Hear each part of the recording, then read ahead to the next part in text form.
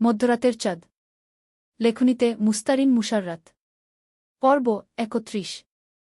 ভোর ৪:৫০ বাজে। হাসপাতালের করিডোর কাঁপছে ছুটে আসা স্ট্রেচারের চাকার শব্দে। মাথা থেকে রক্ত ঝরছে, আকাশি রঙের শার্ট লাল রঙে ভিজে একাকার। নীরবের নিথর দেহখানা পড়ে আছে। চোখের পাতা নিভু নিভু, কিন্তু গান নেই। দূর থেকে রক্তে মাখা নীরবকে দেখেই প্রত্যাশার মাথা ঘুরে গেল। মুহূর্তে বুকের ভেতর গুমোট চিৎকার জমাট বাঁধে। এক হাতে মুখ চেপে ধরে, অন্য হাত আঁকড়ে ধরে পাশের চেয়ারের হেড। চোখ থেকে টপটপ করে জলের ফোয়ারা বইতে থাকে অবিরাম। কুয়াকাটা থেকে ফিরছিল নীরব। হঠাৎ ড্রাইভারের অসতর্কতায় দুটো দূরপাল্লার বাসের মুখোমুখি সংঘর্ষ হয়। মুহূর্তেই বিকট শব্দে কেঁপে ওঠে গোটা রাস্তা। ধাতব টুকরো, তাজা লাল টকটকে রক্ত সব মিশে ছড়িয়ে পড়ে পিচঢালা রাস্তা জুড়ে। ঘটনাস্থলেই দুজনের প্রাণ যায়, গুরুতর আহত হয় অনেকে। স্থানীয়দের সহায়তায় পুলিশ দ্রুত উদ্ধার কাজ শুরু করে। নীরবের কাছে এসপি পরিচয়ের আইডি কার্ড পাওয়া যায়। সঙ্গে সঙ্গেই জানানো হয় পুলিশ সুপারের কার্যালয়ে। সেখান থেকে যোগাযোগ করা হয় নীরবের পরিবারে। অ্যাম্বুলেন্সে করে নীরবকে শহরের নামকরা হাসপাতালে আনতে আনতে ফজর পেরো। ভোর আর অন্ধকারের মাঝখানে আজ নীরব জীবন আর মৃত্যুর এক সূক্ষ্ম রেখায় দাঁড়িয়ে। প্রত্যাশা ঝরঝরিয়ে কেঁদে পাশে দাঁড়ানো অধরার দিকে একপল তাকিয়ে কান্নাভেজা কণ্ঠে শুধু বলল, আম্মু। নীর কথাটুকু সম্পূর্ণ না করেই ছুটে যেতে নেয়। তক্ষুনি অধরা হাত ধরে আটকিয়ে দেয়। নিহারিকা বেগম এতক্ষণ ওয়েটিং চেয়ারে বসে আঁচলে মুখ চেপে কাঁদছিলেন, প্রলাপ করছিলেন।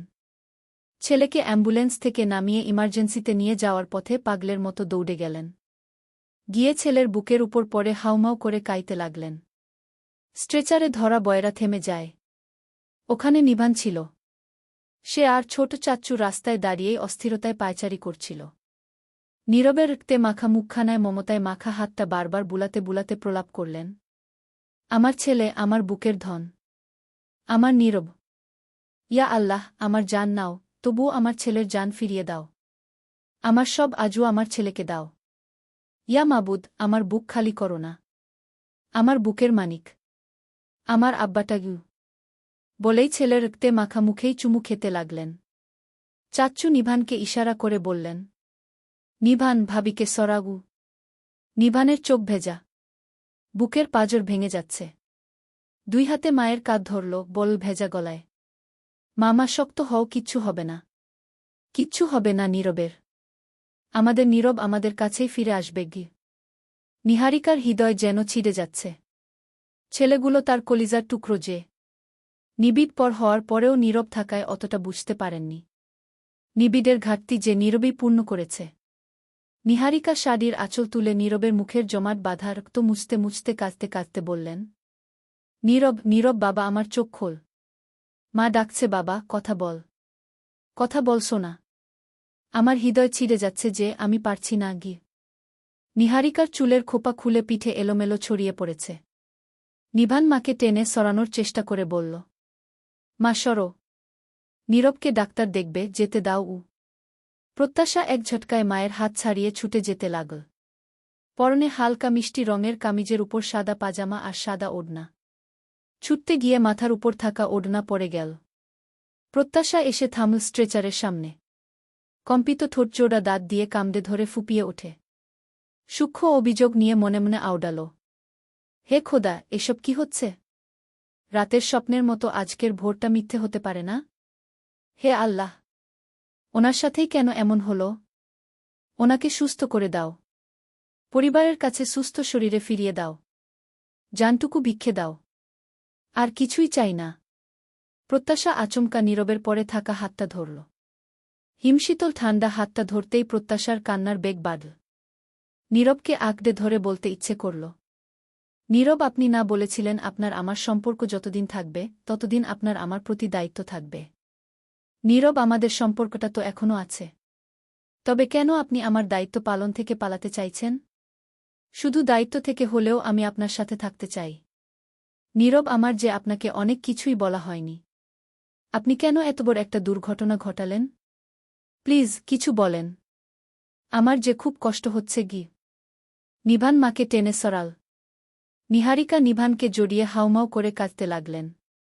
নীলা পাশে দাঁড়িয়ে বারবার চোখ মুছছে। ডিউটি ডক্টর এসে পালস রেট চেক করে বললেন, পালস রয়েছে, তবে অত্যন্ত ক্ষীণ।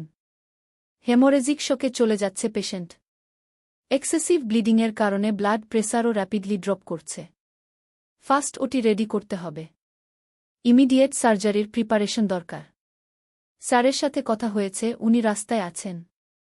যে কোনো মুহূর্তে পৌঁছে যাবেন। ব্লাড গ্রুপ অনুযায়ী ইমিডিয়েট ব্লাড অ্যারেঞ্জ করুন। এবং প্লিজ, আতঙ্কিত হয়ে কান্নাকাটি করে পরিবেশ আরও টেন্সড করবেন না। বরং সৃষ্টিকর্তার কাছে দোয়া করুন। এটাই এখন সবচেয়ে জরুরি। কি স্ট্রেচার টান দিল। নীরবের হাতটা তখনও ধরে থাকায় প্রত্যাশা টান খেল। নীরবের হাত থেকে নিজের হাতটা ধীরে ধীরে ছুটে আস। নীরবের হাতটা ঝুলতে থাকল। প্রত্যাশা সেদিকে অশ্রুসিক্ত নয়নে তাকিয়ে অবচেতনে বলে ওঠে, আপনি সুস্থ হন। আমি আগের আপনাকে ফিরে পেতে চাই। আপনি বাঁচুন নীরব, আর আমি বাঁচতে চাই কেবল আপনাকে ঘিরেই। শফিক সাহেব এগিয়ে মেয়ের মাথায় হাত রাখতেই প্রত্যাশা বাবার বুকের উপর মুখ গুজে কাঁদতে লাগল। চেয়ারে বসে মাহবুব সাহেব বারবার চোখের পানি মুছছেন আর বিটবিট করে দোয়া ইউনুস পাঠ করছেন। বুড়ো মানুষটা শোকে পাথর বনে গিয়েছে। অধরা সান্ত্বনা দিচ্ছে নিহারিকাকে। মায়ের মন যে মানছে যে। মায়ের বুক ফাটা আহাজারিতে হাসপাতালের করিডোর ভারী হয়ে যায়। প্রত্যাশা হাঁটুতে কনুই ঠেকিয়ে দুই হাতে মুখ চেপে ধরে। ওয়েটিং চেয়ারে ওরা সব বসে। এর মধ্যে নিভান সকল ফর্মালিটিস পূরণ করে এসে প্রত্যাশাকে ডাকল। প্রত্যাশা। প্রত্যাশার কানে পৌঁছাল না। নীলা জিজ্ঞেস করল, নিভান কিছু দরকার? নিভান মাথা নেড়ে না বোঝাল। পরপর প্রত্যাশাকে ফের ডাকল। প্রত্যাশা। ক্রন্দনরত মুখটা তুলে প্রশ্নাতুর চোখে চাইল প্রত্যাশা। নিভান হাত বাড়িয়ে বলল, নীরবের ফোন আর ওয়ালেট রাখো তোমার কাছে। গিয়ে একটু আগেই নীরবকে সাথে আনা একজন নিভানের হাতে এসব দেয়। মাহবুব সাহেব ওপাশ থেকে শুধালেন, নিভান, রক্ত জোগাড় হয়েছে রে? গি হয়ে যাবে। চাচ্চু দিচ্ছে, আমি দিব। আপাতত 2 ব্যাগ রেডি রাখি। তারপর আরও লাগলে লোক আছে। গি শফিক সাহেব বললেন, নিভান, আমার পরিচিত লোক আছে, আরও লাগলে বলো, আমি ফোন দিব। আমি বললে তাদের সবাই ছুটে আসবে। আপাতত দেখা যাক, লাগলে বলবো। আচ্ছা, আমি এখন ব্লাড ব্যাংকে যাচ্ছি। এখানে সব ফর্ম পূরণ করেছি। নীরবকে ওটিতে নেওয়া হয়েছে। তোমরা চিন্তা করো না, ইনশাআল্লাহ সব ঠিক হয়ে যাবে। প্রত্যাশার চোখে এখনও ভাসছে নীরবের রক্তাক্ত শরীরটা। অল্প দিনের সম্পর্ক হলেও পবিত্র সম্পর্কের যে এতটা টান তা আগে বোঝেনি। আজ মনে হচ্ছে হৃৎপিণ্ড ছিঁড়ে যাচ্ছে, আত্মা ছটফট করছে। বুকের ভেতর কেমন এক ব্যথা দলা পাকিয়ে বসে আছে, শ্বাস নিতে কষ্ট হচ্ছে। নিভানের বাড়িয়ে দেওয়া ফোন আর ওয়ালেট দুহাতে আঁকড়ে ধরল। মনে হচ্ছে এখানে মানুষটার স্পর্শ লেগে আছে। চোখে অঝোর বাড়িধারা কয়েক ফোঁটা ফোনের উপর পড়ল। প্রত্যাশা হাতটা বুকে চেপে ধরল। চোখের অশ্রু বিসর্জন দিয়ে নিঃশব্দে তার প্রাণবায়ু, তার সুস্থতাটুকু উপরওয়ালার কাছে চাইল শুধু। সার্জারি শেষ হতে হতে 8টা বেজে যায়। নিভান আর শফিক সাহেব ওটির সামনেই ছিলেন। সিনিয়র 2 জন সার্জনের সাথে ডিউটির সেই ডক্টরও বেরো। বাকিরা গটগট বেরিয়ে গেলেও ডিউটির ডক্টর থেমে বললেন, সিচুয়েশন এখন স্টেবল। মাথার ডান পাশে কপালের উপরে কাচের টুকরো ঢুকে একটা গভীর ক্ষত তৈরি করেছিল। মস্তিষ্কের মেমব্রেনে হালকা স্ক্র্যাচ পড়েছিল, তবে ব্রেইন টিস্যুতে কোনো স্থায়ী ক্ষয়ক্ষতি হয়নি। এটাই সবচেয়ে রিলিভিং দিক। পায়ের হাঁটুর নিচে হাড়ে ফ্র্যাকচার হয়েছে। সেটা প্লেট দিয়ে সেট করা হয়েছে। 2টো অপারেশনই সফলভাবে সম্পন্ন হয়েছে। গি নিভান কিছুটা স্বস্তির নিঃশ্বাস ফেল। ব্যাকুল স্বরে জিজ্ঞাসা করল, ডক্টর, আমার ভাই একদম সুস্থ হবে তো? কোনো সমস্যা হবে না তো? ডক্টর অমায়িক কণ্ঠেই বলল, দেখুন, 2টো অপারেশনই সাকসেস। আপাতত টেনশনের কিছু নেই। কিছুক্ষণের মধ্যেই পেশেন্টকে কেবিনে শিফট করা হবে।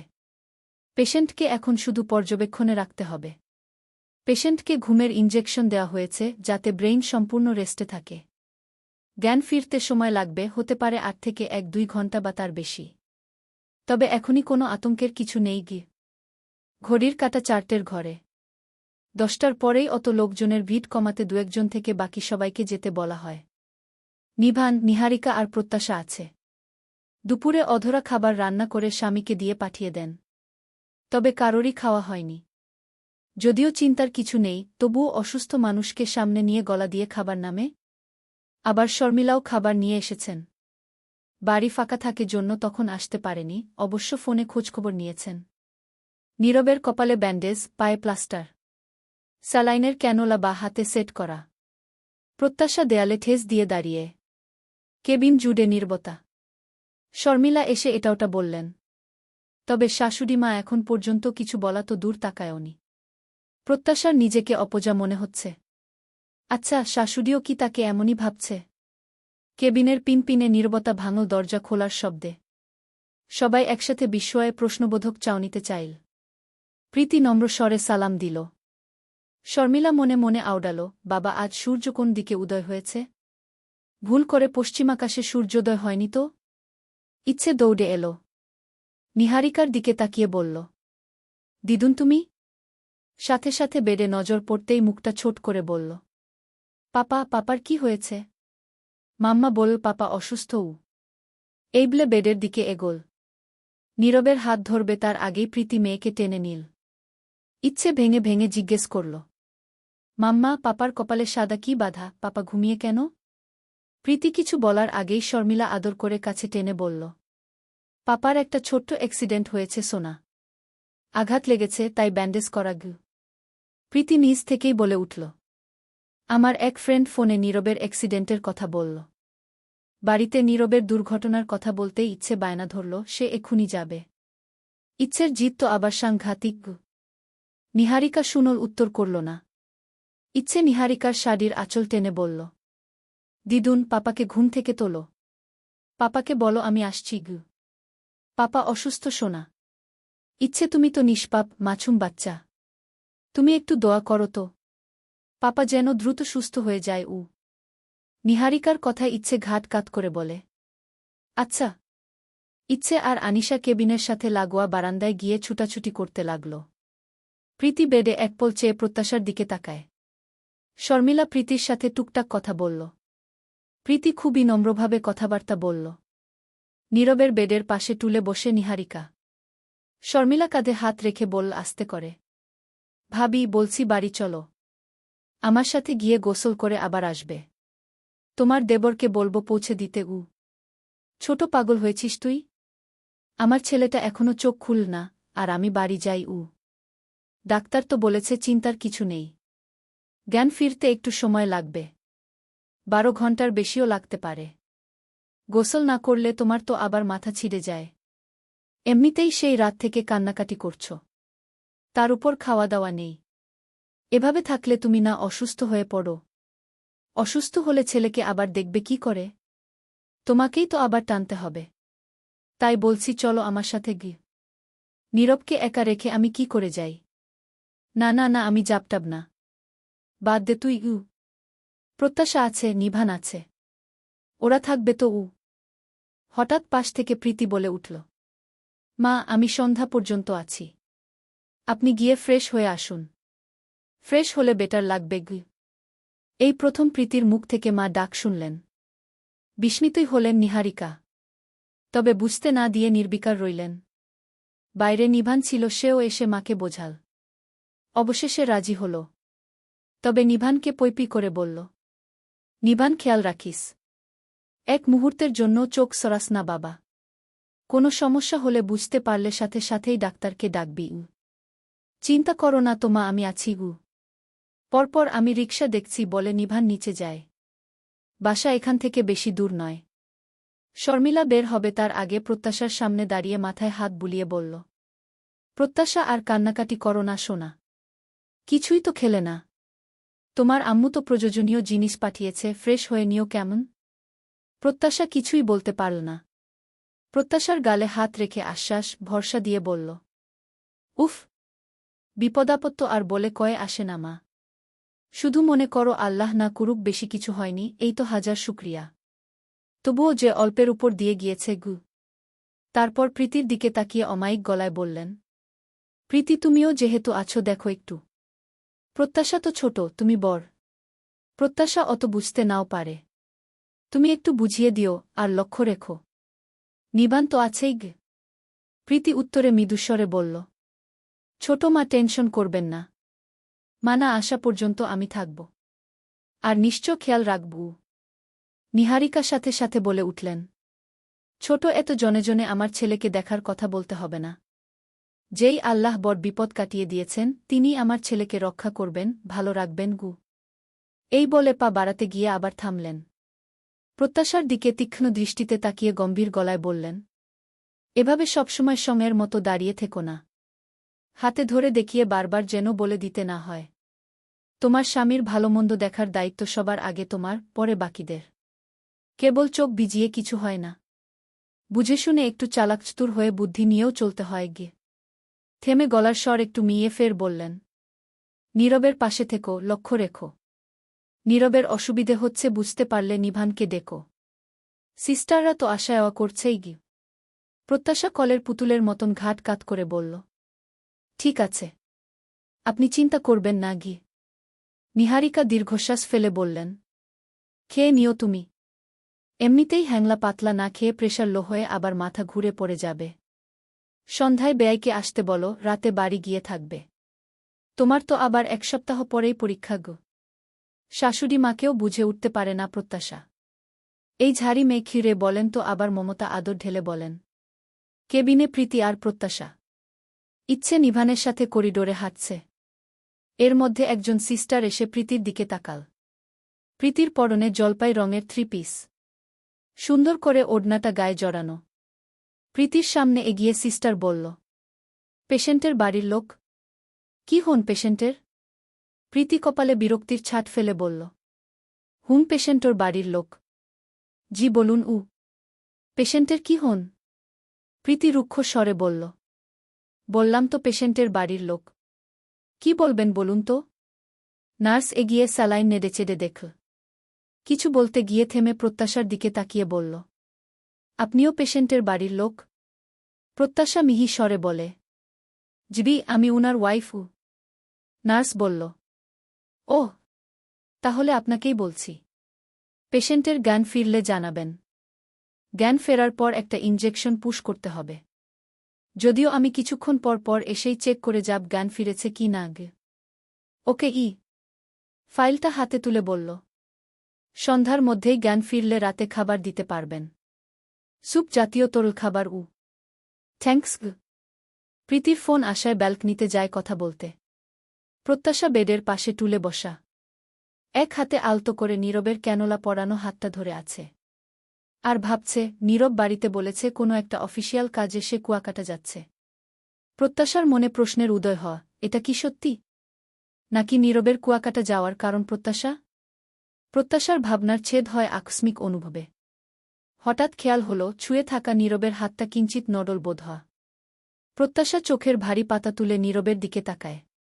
নীরব পিটপিট করে তাকাতে গিয়ে কোথাও একটা টান লেগে ব্যথায় চোখমুখ কুঁচকে নেয়। পরপর সামনে তাকাতেই দেখে একটা নিষ্পাপ ক্রন্দনরত মুখ।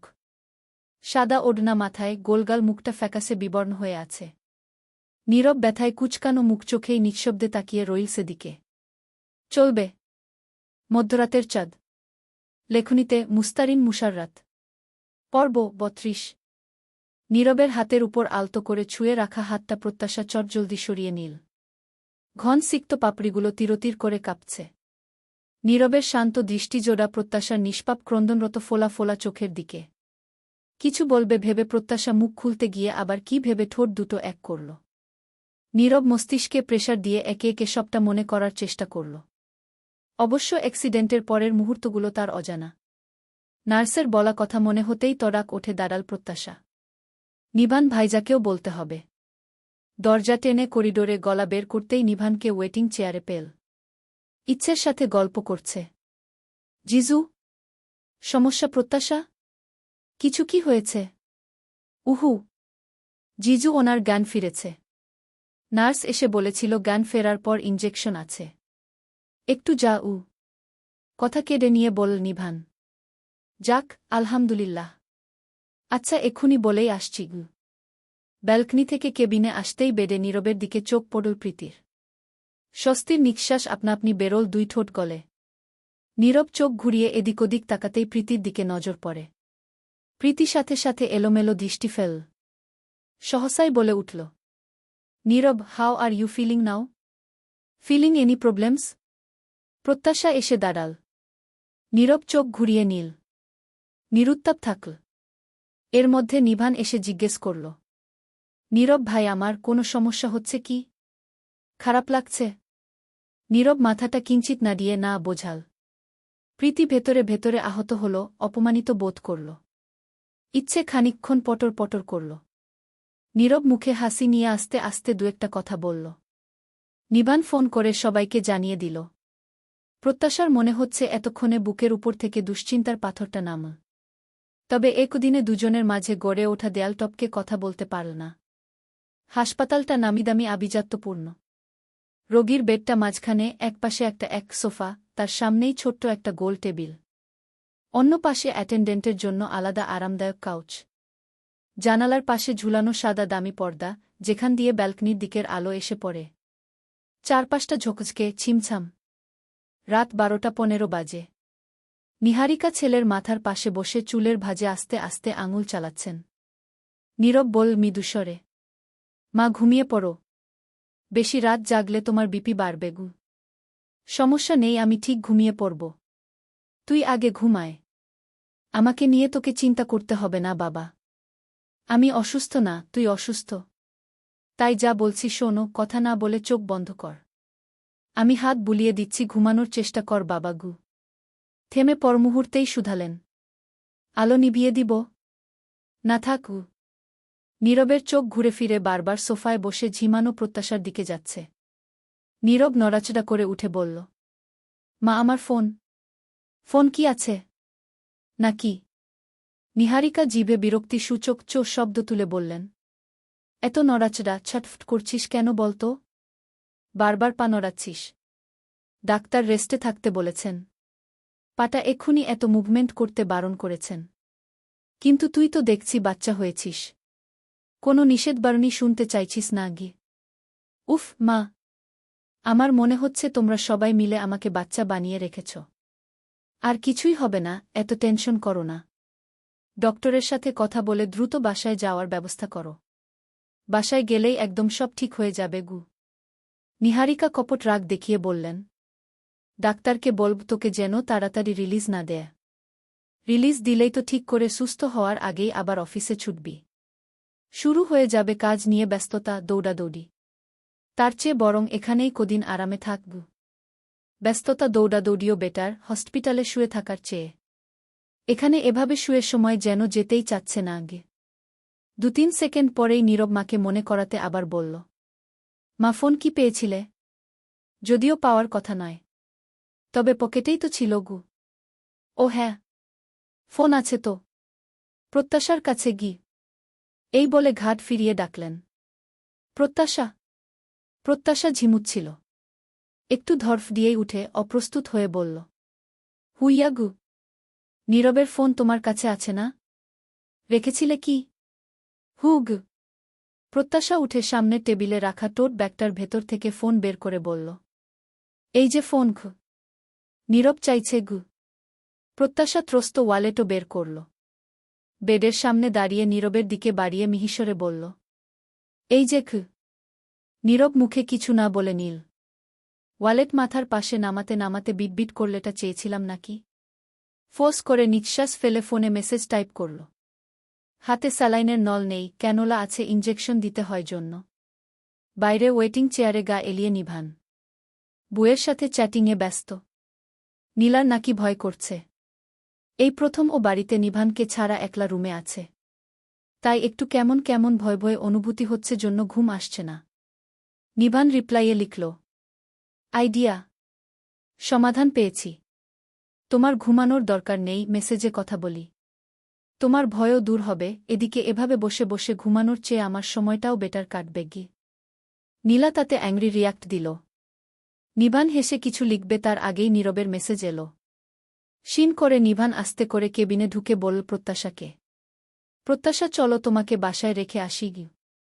হঠাৎ নিভানের কথায় প্রত্যাশা একটু অবাকি হল। প্রত্যাশা মুখ খোলার আগেই নিভান বলল, এখন তো নীরব বেটার আছে। আল্লাহর অশেষ রহমতে টেনশনের কিছু নেই। আমি আছি, মা আছে। তুমি ছোট মানুষ কষ্ট করে এভাবে থাকবে, তার চেয়ে বরং তোমাকে বাসায় দিয়ে আসি। চোখে থাকা ঘুমের আবেশ ঝিমানো মুহূর্তেই উড়ে গেল প্রত্যাশার। তড়িগডি বলল, জিজু, আমি ঠিক আছি, কোনো প্রবলেম নেই গে। নিভান আর কিছু বলল না। নীরবের দিকে তাকাল। নীরব মায়ের দিকে তাকিয়ে বলল, মা, এখানে এভাবে ঘুমানো অসুবিধে হবে, তোমরা বরং বাসায় যাও, ভাইয়া তোমাদের রেখে আসবে।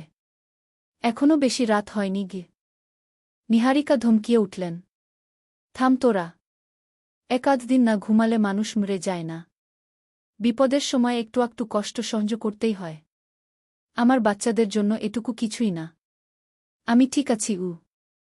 থেমে প্রত্যাশার দিকে তাকিয়ে বললেন, প্রত্যাশা, তুমি কাউচে শুয়ে পড়ো। প্রত্যাশা ইতস্তত বোধ করে বলল, মা, ওখানে আপনি শোবেন, আমি এখানে ঠিক আছি। নিহারিকা শাসিয়ে উঠলেন, যা বলছি তাই করো। এবার নিভানের দিকে তীক্ষ্ণ দৃষ্টিতে তাকিয়ে তারা সুরে বললেন, আর নিভান, তুই বাসায় যা। দেখ, তোর বউ বোধহয় ভয় পেয়ে এতক্ষণে জ্ঞানট্যান হারিয়ে ফেলল। এই রে মা, ভেবেছে আমি বাসায় যাওয়ার জন্যেই বোধহয় প্রত্যাশাকে বাসায় যাওয়ার কথা বলতে এসেছি। নিভানের এটা ভেবে নীরবের উপর রাগ উঠল। বল, নীরব দোষ হচ্ছে তার, আর তার বুয়ের। নীরবের দিকে কটমট দৃষ্টিতে তাকায় নিভান। নীরব অবশ্য নির্বিকার। পুরো বাড়ি নিস্তেজ, নিস্তব্ধতার চাদরে মোড়ানো। ড্রয়িংরুমের দেয়াল ঘড়ির কাটা টিকটিক শব্দ গা ছমছমে ভুতুড়ি আবহ দিচ্ছে। এর মধ্যে একটা ছায়ামূর্তি ধীরে ধীরে সিঁড়ি বেয়ে নিচে নাম। বিষণ্ণ মন নিয়ে ওয়াটার বোতলটা হাতে ধরে প্রীতি ডাইনিংয়ে যায়। লাইট জ্বালিয়ে জগ থেকে বোতলে পানি ঢালছিল। তন্মধ্যে হুইল চেয়ারের চাকায় আঙুল চালিয়ে তানিয়া এগিয়ে এসে জিজ্ঞেস করলেন, রাতে ডিনার করেছ? না গি। আসার পর একবারও দেখা করলে না যে? গু এমনি গু। নীরব কেমন আছে? কি অবস্থা? আছে মোটামুটি।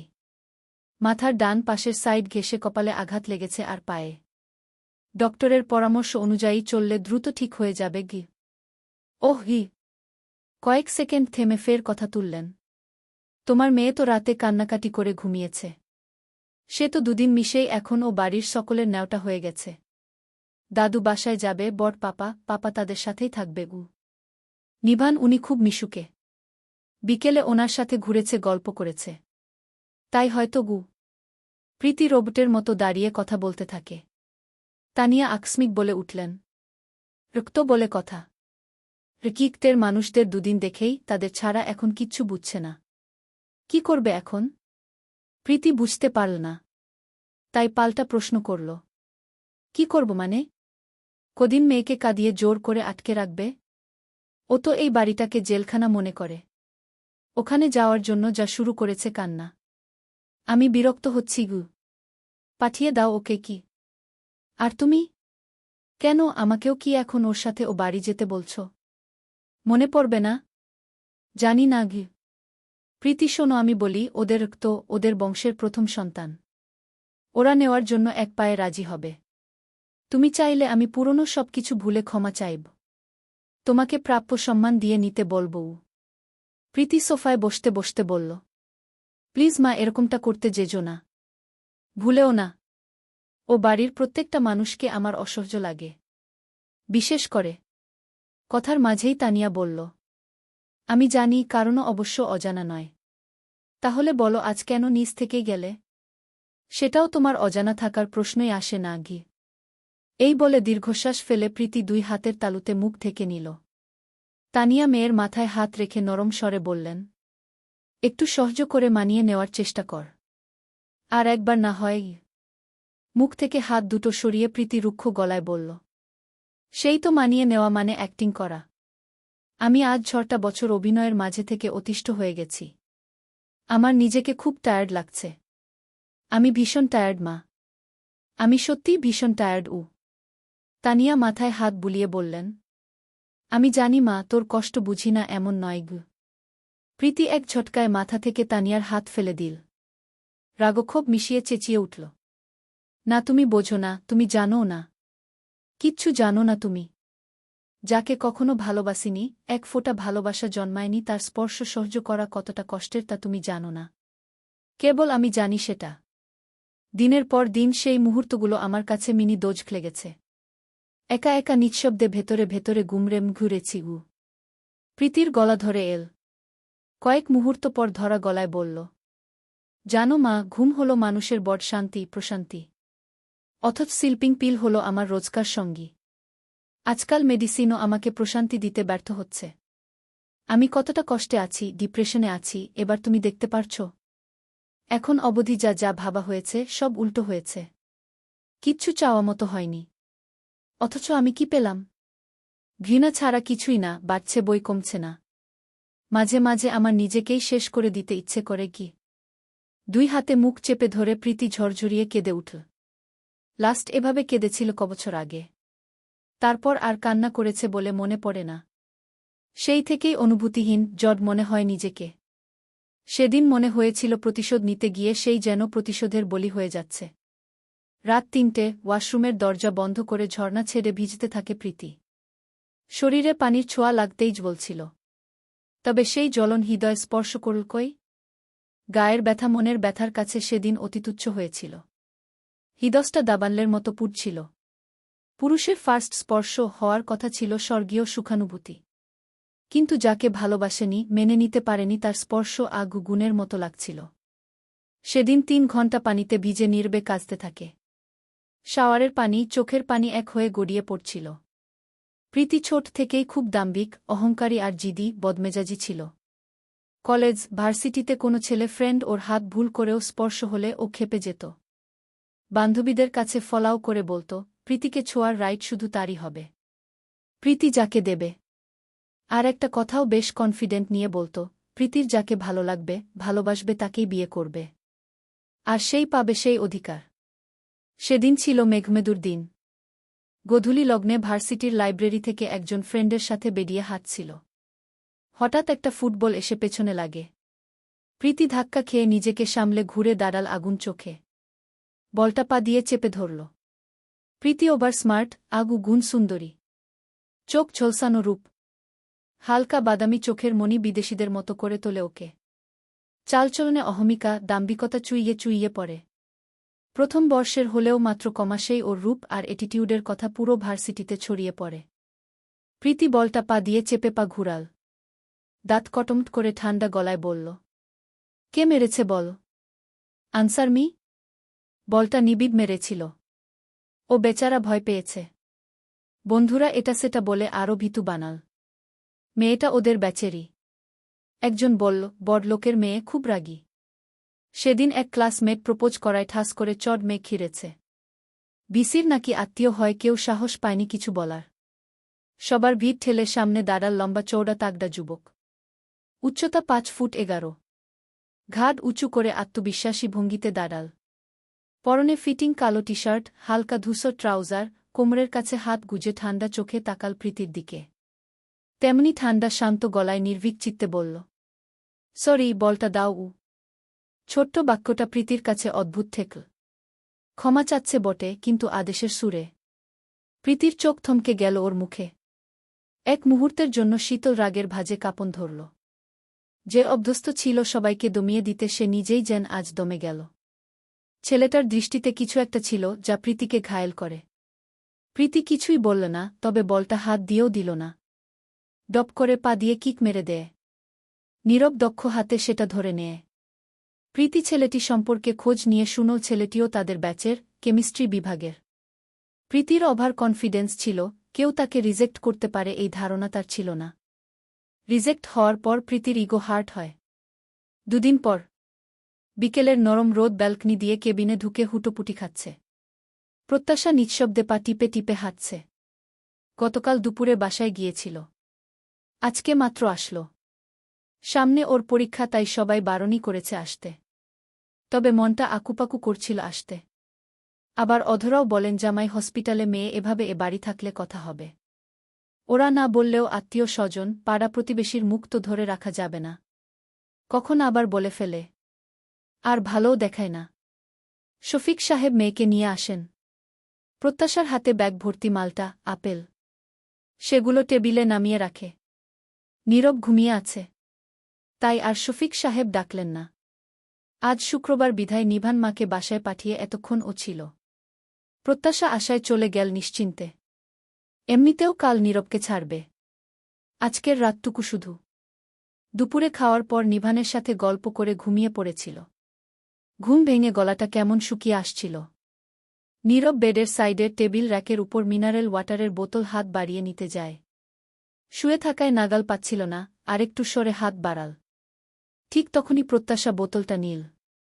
প্রত্যাশা এতক্ষণ ব্যালকনিতে ছিল। প্রত্যাশা কিছুটা ঝুঁকে আছে, দুজনের চোখে চোখ পড়ল। প্রত্যাশা চোখ নামিয়ে নিলেও নিঃশব্দে তাকিয়ে রইল নীরব। প্রত্যাশা বোতলের ক্যাপ খুলে মৃদু কণ্ঠে বলল, পানি ঘি। নীরব দৃষ্টি সরিয়ে পানির বোতল নিল। বেডের হেডে হেলান দিয়ে পানি পান করল। বোতল রাখতে যাবে তখন প্রত্যাশা হাত সামনে ধরল। প্রত্যাশার হাতে বোতলটা দিতে গিয়ে দুজনের আঙুলে আঙুল ছুঁয়ে যায়। প্রত্যাশা অপ্রস্তুত হয়ে বোতলটা রাখল। নীরব ফোন স্ক্রোল করছে। প্রত্যাশা আর চোখে নীরবকে দেখে চুপচাপ সোফায় বসে ফোন অন করল। দুজনের মধ্যে কোনো কথাই হচ্ছে না। যতটুকু প্রত্যাশা এই হেল্প করতে গিয়ে বলেছে, ব্যাস এতটুকুই। প্রত্যাশা দীর্ঘশ্বাস ফেল। এর মধ্যে তানবীর দেখা করতে আসে। সেদিনও অবশ্য এসেছিল। আজকে নীরবই ডেকেছিল অফিসিয়াল কথাবার্তা বলতে। ওরা অফিসিয়াল কথাবার্তা বলছে দেখে প্রত্যাশা ব্যালকনিতে গেল। তানবীর বিদায় নিবে সেই মুহূর্তে নীরব বলল, তানবীর একটা হেল্প লাগবে। জি স্যার বলুন গু। নীরব টাকা বের করে বাড়িয়ে বলল, 2টা ভ্যানিলা আইসক্রিম আনবে। আর তুমি নিচ থেকে চা অর কফি খেয়ে নিওই। তানবীর কিঞ্চিত মাথা নুইয়ে হাসল। বলল অমায়িক গলায়, না না স্যার, টাকা লাগবে না। আমি আইসক্রিম এনে দিচ্ছি গু। তবুও নীরব জোর করেই টাকা গুজে দিল। প্রত্যাশা সোফায় বসে মুখভার করে ফোন টিপছে। তানবীর নক করে আসতেই নীরব বলল, ওগুলো প্রত্যাশাকে দাও উ। প্রত্যাশা চোখ বড়বড় করে তাকাল। তানবীর হেসে ভ্যানিলা কোন আইসক্রিম বাড়িয়ে বলল, ভাবি নিন ঘু। স্যার আসি, ভাবি আসি বলে পরপর সালাম দিয়ে প্রস্থান করে। প্রত্যাশা আইসক্রিমের দিকে একপল তো আবার নীরবের দিকে একপল তাকাল। বিটবিট করে বলল, যাক আলহামদুলিল্লাহ, ওনার সব মনেটনে আছে। নাম যেহেতু একবার বলেছে তখন আমি যে ওনার বউ সেটাও খেয়াল আছে। গত পরশু থেকে মাঝে মধ্যেই হুতুম পেঁচার মতো চোখ করে আমার দিকে তাকাতে দেখছি উ। ঠোঁট ফুলিয়ে শ্বাস ছেড়ে ব্যঙ্গ করে আওড়ায় মনে মনে। ওপার বাংলা সিরিয়ালে যেমন মাথায় বাড়ি খেয়ে সব স্মৃতি থাকে, শুধু বিয়ে করেছে, বউ আছে, সেই স্মৃতিটুকু মুছে যায়। ভাবলাম এরও আবার তাই হয়নি তো। ছোট থেকে বিয়ের আগ পর্যন্ত সব স্মৃতি বাড়ি খেয়েও যায় না, শুধু যায় বিয়ে আর বিয়ের পরের সময়গুলো। চৌন্দ গোষ্ঠী, বন্ধুবান্ধব সবাইকে চেনে, শুধু বউকে চেনে না। এনার হাবভাব দেখে আতঙ্কে ছিলাম, উনি না আবার সিরিয়ালের মতন কখন যেন অমন বলে বসে, আপনি কে? আপনাকে তো চিনতে পারলাম না গি। চলবে। মধ্যরাতের চাঁদ। লেখনীতে মুস্তারিন মুশাররাত। পর্ব 33। প্রত্যাশার বিটবিট করা দেখে নীরব ভ্রু নাচিয়ে জিজ্ঞেস করল, কিছু বলছিলে? প্রত্যাশা অপ্রতিব্ধ ভূমিতে মাথা নেড়ে ঠোঁটে হাসি টেনে বলল, ককি না তো। কি বলবো? প্রত্যাশা কপা এগিয়ে ডান হাতটা নীরবের সামনে স্টান বাড়িয়ে একটা আইসক্রিম এগিয়ে বলল, নিন ঘ। নীরব মাথা নেড়ে না সূচক বোঝায়। মুখে বলল, তুমি খাও, দুটোই তোমার জন্য গু। প্রত্যাশা সামনে টুলে বসল। আইসক্রিমে ঠোঁট ছোঁয়াতে গিয়ে হঠাৎ থেমে গেল। আকস্মিক ভারী স্বরে বলে উঠল, আপনি যতই সবাইকে বলেন অফিসিয়াল কাজে কুয়াকাটায় গিয়েছিলেন, আমি জানি এটা মিথ্যে। আপনার ওখানে যাওয়ার কারণ আমি। আমার বারবার মনে হচ্ছে আপনার এই অ্যাক্সিডেন্টের জন্য পরোক্ষভাবে আমিই দায়ী। যদি না আমি ট্যুরে যেতাম, না ওরকম কিছু ঘটত, আর না তো আপনাকে ওখানে যাওয়ার সিদ্ধান্ত নিতে হতো। আজ আপনাকে এভাবে সাফার করতেও হতো না গি। নীরব শান্ত কণ্ঠস্বরে বলল, দুর্ঘটনা তো কখনো বলে কয়ে আসে না। আমি কুয়াকাটায় গেছি বলেই এমনটা হয়েছে, এই ভাবনাটা ঠিক নয়। আমি এখানে থাকলেও অন্য কোনোভাবে অন্য কোনো দিন এমন কিছু ঘটতেও তো পারত। এর থেকে বেশি কিছু হয়তো হতে পারত। সো এটা নিয়ে নিজেকে দায়ী ভাবা বোকামি উ। আইসক্রিম গলে হাত গড়িয়ে পড়তে নিচ্ছিল। নীরব সেদিকে তাকিয়ে বলল, আইসক্রিম গলে যাচ্ছে গি। প্রত্যাশার মনে হল নীরব হয়তো কথা বলতে আগ্রহী নয়, তাই তো আইসক্রিমের কথা বলে প্রসঙ্গ এড়িয়ে যাচ্ছে। প্রত্যাশার রাগ হল, আইসক্রিম খেতে ইচ্ছে করল না। ওর যে খুব জানতে ইচ্ছে হচ্ছে নীরব কি এখনও ও ছবিগুলোকে বিশ্বাস করে আছে, আমাকেই অবিশ্বাস করে। ওই ব্যাপারে কিছুই তো এর মধ্যে আর বলেনি। দুনিয়ার সব অভিযোগ রাগক্ষোভ একদিনে ঝেড়ে তারপর থেকে যেন হজবে বসেছে, মৌনতা পালন করছে। রাগ করে কিছু বললে তবুও তো উনার মনোভাব বোঝা যেত। এতটা নির্লিপ্ত যে কিছুই বোঝা যাচ্ছে না।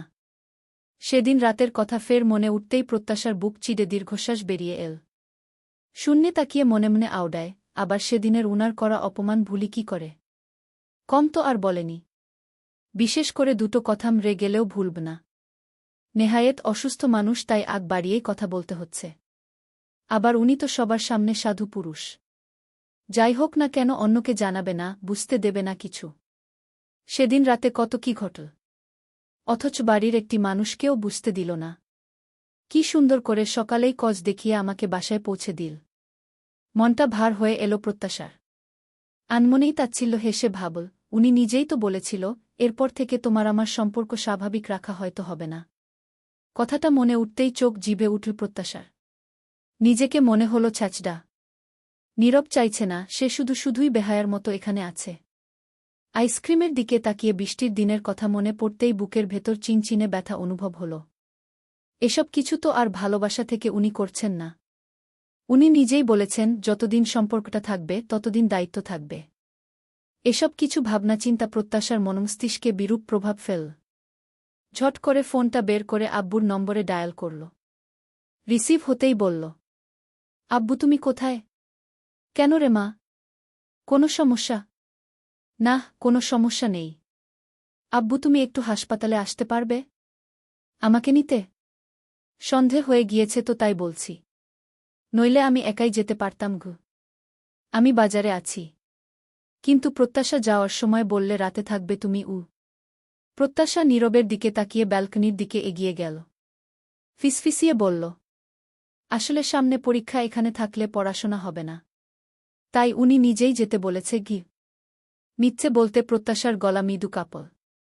শফিক সাহেব বললেন, আচ্ছা আমি আসছি কিছুক্ষণের মধ্যে গু। ঘণ্টাখানেকের মধ্যেই শফিক সাহেব আসেন। জামাইয়ের সাথে টুকটাক কথা বলে বেরিয়ে যান। প্রত্যাশা বাবার পিছু পিছু যেতে গিয়ে কেবিনের দরজাটা এক হাতে টেনে আবার ফিরে তাকাল। বেডে হেলান দিয়ে আতশোয়া নীরবের দিকে তাকিয়ে বল মিহিস্বরে, আসছি। প্রত্যুত্তরের অপেক্ষা না করেই ঘুরে পা চালাল প্রত্যাশা। পরমুহূর্তেই পিছন থেকে আসা একটা শব্দেই পা দুটো থেমে গেল। শোনো। নীরব দরজা বরাবর দৃষ্টি নিবদ্ধ করেই ফের আদেশস্বরূপ বলল, এদিকে তাকাও, কথা আছে। প্রত্যাশা কলের পুতুলের মতন ঘুরে দাঁড়াল। বলল, জি বলুন। মাথা থেকে পুরনো সব ঝামেলা ডিলিট করে দাও। Now it's time to focus, just focus on your study. সামনে তোমার এক্সাম, ওটাই প্রায়োরিটি হওয়া উচিত। আমার বউ হয়ে শুধু ফেল ঠেকানোই যেন তোমার আল্টিমেট গোল না হয়। That would be kinda embarrassing for me গু। সারাবছর না পড়ে লম্ফজম্প করে বেড়ানো প্রত্যাশা শেষের কথা শুনে মনে মনেই মুখ বাঁকাল। নীরব মৃদু হাসল, সে হাসি অবশ্য প্রত্যাশার দৃষ্টিগোচর হল না। নীরব আরও বলল, রেজাল্টের দিন যেন আমাকে লজ্জায় পড়তে না হয়। বি কেয়ারফুল, ওকে? প্রত্যাশা তৎক্ষণাৎ বিটবিট করল। আহা, এখন উনাকে লজ্জা থেকে বাঁচাতে হলে তো আলাদিনের চেরাগ ঘষে জিন ডাকতে হবে। বলব, হে জিন বাবু, আমার হাজবেন্ডের মানিজ্যতের প্রশ্ন প্লাস পাইয়ে দিও, নইলে উনি আত্মসম্মানহানিতে ভেঙে পড়বেন। যত্তসব। তবে ভদ্রতা দেখিয়ে মুখে বলল প্রত্যাশা, ঠিক আছে গি। 2 সেকেন্ড থেমে বলল, সময় মতো মেডিসিন খেয়ে নিবেন। ডক্টর যা যা বলে মেনে চলবেন। ভালো থাকবেন। আসছি। প্রত্যাশা মুখটা কিঞ্চিত ভার করেই প্রস্থান করল। পাওয়ার থাকলে অনেক কিছুই সহজ হয়ে যায়, সুযোগও বেশি মেলে। কিন্তু নীরব কখনোই নিজের পেশাগত ক্ষমতার অপব্যবহার করেনি, করবেও না। এই বিশ্বাস ওর নিজের উপর আছে। তবে কোনো সমস্যা সমাধানে, ন্যায় অন্যায় জাস্টিফাইয়ের জন্য পেশার থেকে পাওয়া ক্ষমতা ব্যবহার করাই যায়। ছবি থেকে হোটেলের নাম দেখেছিল, সরাসরি গন্তব্য হোটেলে। নিজের অফিসিয়াল আইডি কার্ড দেখিয়ে রিসিপশনে যোগাযোগ করে ম্যানেজারের সঙ্গে। প্রথমে ওরা রাজি হচ্ছিল না সিসিটিভি ফুটেজ দিতে, কিন্তু নীরব যখন বলে প্রয়োজনে উপরের কর্তৃপক্ষের পারমিশন আনবে, তখনই ম্যানেজার নমনীয় হয়। নীরব সোজা চলে যায় সেই তারিখে। দুপুরের পর থেকেই খুঁটিয়ে খুঁটিয়ে দেখতে শুরু করে। এক পর্যায়ে দেখা যায় প্রীতি নিজের রুমে ঢোকে, একটু পরেই ফার্স্ট এইড বক্স নিয়ে বেরিয়ে আসে। তারপর কাটতে কাটতে দেখা যায় দুজন মেয়ে প্রত্যাশার হাত ধরে রেখেছে। দেখে বোঝা যাচ্ছিল প্রত্যাশা স্বাভাবিক নেই। নীরব মনোযোগ দিয়ে ফুটেজ দেখতে থাকে। প্রত্যাশা প্রীতির গাল টিপে দেয়, খিলখিলিয়ে হাসে, হাত ছড়িয়ে নাচতে নেয়া। এসব দেখে নীরবের পর্যবেক্ষণ বলছে প্রত্যাশা ড্রাঙ্ক অবস্থায় ছিল নিশ্চয়। তাছাড়া ও যতই ইম্বাচিউর হোক, এরকম বিহেভ করবে না। আই থিঙ্ক ওকে নেশা যুক্ত কিছু খাওয়ানো হয়েছিল। এর মধ্যে সার্থকের উপস্থিতি। প্রীতির ব্যাগ হাতে কিছু খোঁজা, কিছুপল পর সার্থকের রুমে প্রত্যাশার ঢোকা। নীরব প্রথমেই জেনে নিয়েছিল সার্থক প্রীতিরা কত নম্বর রুমে ছিল। তাই বুঝতে অসুবিধা হয় না। সার্থকের সাথে প্রত্যাশার রুমে থাকার সময় 10 মিনিটের মতো হবে হয়তো। কারণ 10 মিনিট খানেক পরেই সার্থককে একলা বের হতে দেখা যায়। তারপর করিডোরে অদ্রিকার সাথে সার্থকের কথা। কিছুক্ষণ পর ট্রে করে শরবত জাতীয় কিছু নেওয়া। নীরব অনেক সময় ধরে সবটা পর্যবেক্ষণ করে। সব মিলিয়ে সমীকরণ একটাই দাঁড়ায়, প্রত্যাশা হুঁশে ছিল না। আর শিওর ছবিগুলো ওই 10 মিনিটের ভেতর তোলা। এখন প্রশ্ন, প্রত্যাশাকে কিভাবে ড্রাঙ্ক করা হয়েছিল? ছবিগুলো কে তুলেছে? আরেকটা বিষয় যেটা প্লাস পয়েন্ট হিসেবে নজরে আসে, প্রীতির সাথে হোটেলের একজন স্টাফ বয়ের কথা। প্রীতি ব্যাগ থেকে টাকা দিচ্ছে, যেটা প্রীতির দিকে সন্দেহের তীর নিয়ে যাচ্ছে। তবে সমস্ত কিছুর পিছনে নীরব ওদের 2 ভাইবোনের হাত আছে বলে মনে করে। হোটেল কর্তৃপক্ষের থেকে সেই স্টাফের নাম, ঠিকানা আর কন্ট্যাক্ট নম্বর জোগাড় করে নীরব। শোনা যায় ছেলেটি হোটেলের চাকরি সম্প্রতি ছেড়ে দিয়েছে, মালয়েশিয়া যাবে বলে। সেই দিনই উক্ত নম্বরে কল করে নীরব। কিন্তু কপাল খারাপ থাকায় ফোন বন্ধ বলে। প্রীতির পেট থেকে যেভাবেই হোক কথা বের করা, আর নয়তো সেই বয়টির সাথে কন্ট্যাক্ট করা। তারপর সব সত্যি সামনে নিয়ে প্রত্যাশার কাছে সরি বলবে। আর প্রীতি আর ওর ভাইয়ের একটা বিহিত তো করতেই হবে। নীরবের অনুশোচনা হচ্ছে সে রাতে মেজাজ খারাপ না করে ঠান্ডা মাথায় ভাবা উচিত ছিল। প্রত্যাশাকে অত কিছু বলা কোনো মতেই উচিত হয়নি। যদিও ওর ভুল কম নয়, ওর বোকামির জন্যই এত কিছু। তবুও রাগের মাথায় মুখ ফসকে বলে ফেলা কয়েকটা কথার জন্য নীরব নিজেই অনুতপ্ত। প্রত্যাশাকে নিয়ে রাত 8টার দিকে শফিক সাহেব বাসায় ফিরলেন। অধরা তো মেয়ের উপর ক্ষিপ্ত হলেন, সাথে স্বামীকেও কথা শোনাতে বাদ রাখলেন না। প্রত্যাশার যেন বোধবুদ্ধি নেই। ও বল, আর তুমি ওকে নিয়ে চলে এলে? তুমি ওকে বোঝাতে পারলে না ওখানে ওর থাকাটা জরুরি? ওর শ্বশুর বাড়ির লোক বলবে না কেমন বউ? বর হাসপাতালে, ও বাড়িতে আরাম করে থাকে, কোনো দায়দায়িত্ব নেই গি? শফিক সাহেব মিনমিনে গলায় বললেন। আরে তুমি আমাকে কথা শোনাচ্ছ কেন? আজব। প্রত্যাশা নিজে বল, নির্বি যেতে বলেছে। ওর সামনে এক্সাম, সেখানে আমার কি করার আছে বলো? প্রত্যাশা 2 হাত এক করে মাথাটা নুইয়ে দাঁড়িয়ে। অধরা রাগ ঝাড়তে লাগলেন। হ্যাঁ রে প্রত্যাশা, তোর কোনো কালে আক্কেল কাণ্ডগান হবে না? জামাই বল, আর তুই সাথে সাথে এক লাফে চলে এলি কেন? তোর কোনো দায়িত্ব নেই? কি আশ্চর্য! আম্মু, তুমি শুধু শুধু আমাকে কেন বকছ? তুই বিকেলে গিয়ে সন্ধ্যায় কোনো সাহসে চলে এলি? বল, তোর সমস্যাটা কি? আমার ওখানে থেকে কাজটাই বা কি? কোনো কাজ নেই, শুধু শুধু বসে থাকা। তাই প্রত্যাশার কথা শেষ করতে না দিয়ে অধরা ধমকিয়ে উঠলেন, ইচ্ছে করে চৌড়িয়ে দাঁত ফেলে দিতে। ওখানে ওর কাজ কি? ওকে বলে দিতে হবে যেন সব। তুই একেবারেও ছোট না প্রত্যাশা। ডাক্তার নীরবকে আপাতত কদিন মুভমেন্ট করতে নিষেধ করেছে। এখন যদি ছেলের বউ থাকতেও তোর শাশুড়ি ছেলের দেখভাল করে, ব্যাপারটা ভালো দেখায়? তুই বল, ভালো দেখায়? প্রতিবেশীরা এসে প্রশ্ন তুলবে ছেলের বউ আসেনি। বুমা থাকতেও মাকেই সেবা করতে হচ্ছে গি। প্রত্যাশা মনে মনে ভাবল, ধুর, আম্মুকে কিভাবে বোঝাই? উনি যেহেতু ওনার আশেপাশে আমাকে চাইছেন না, ঠিক করে কথাও বলেনি, তারপরও আমি কি করে ওনার সাথে থাকি? ও বাড়ি যাই।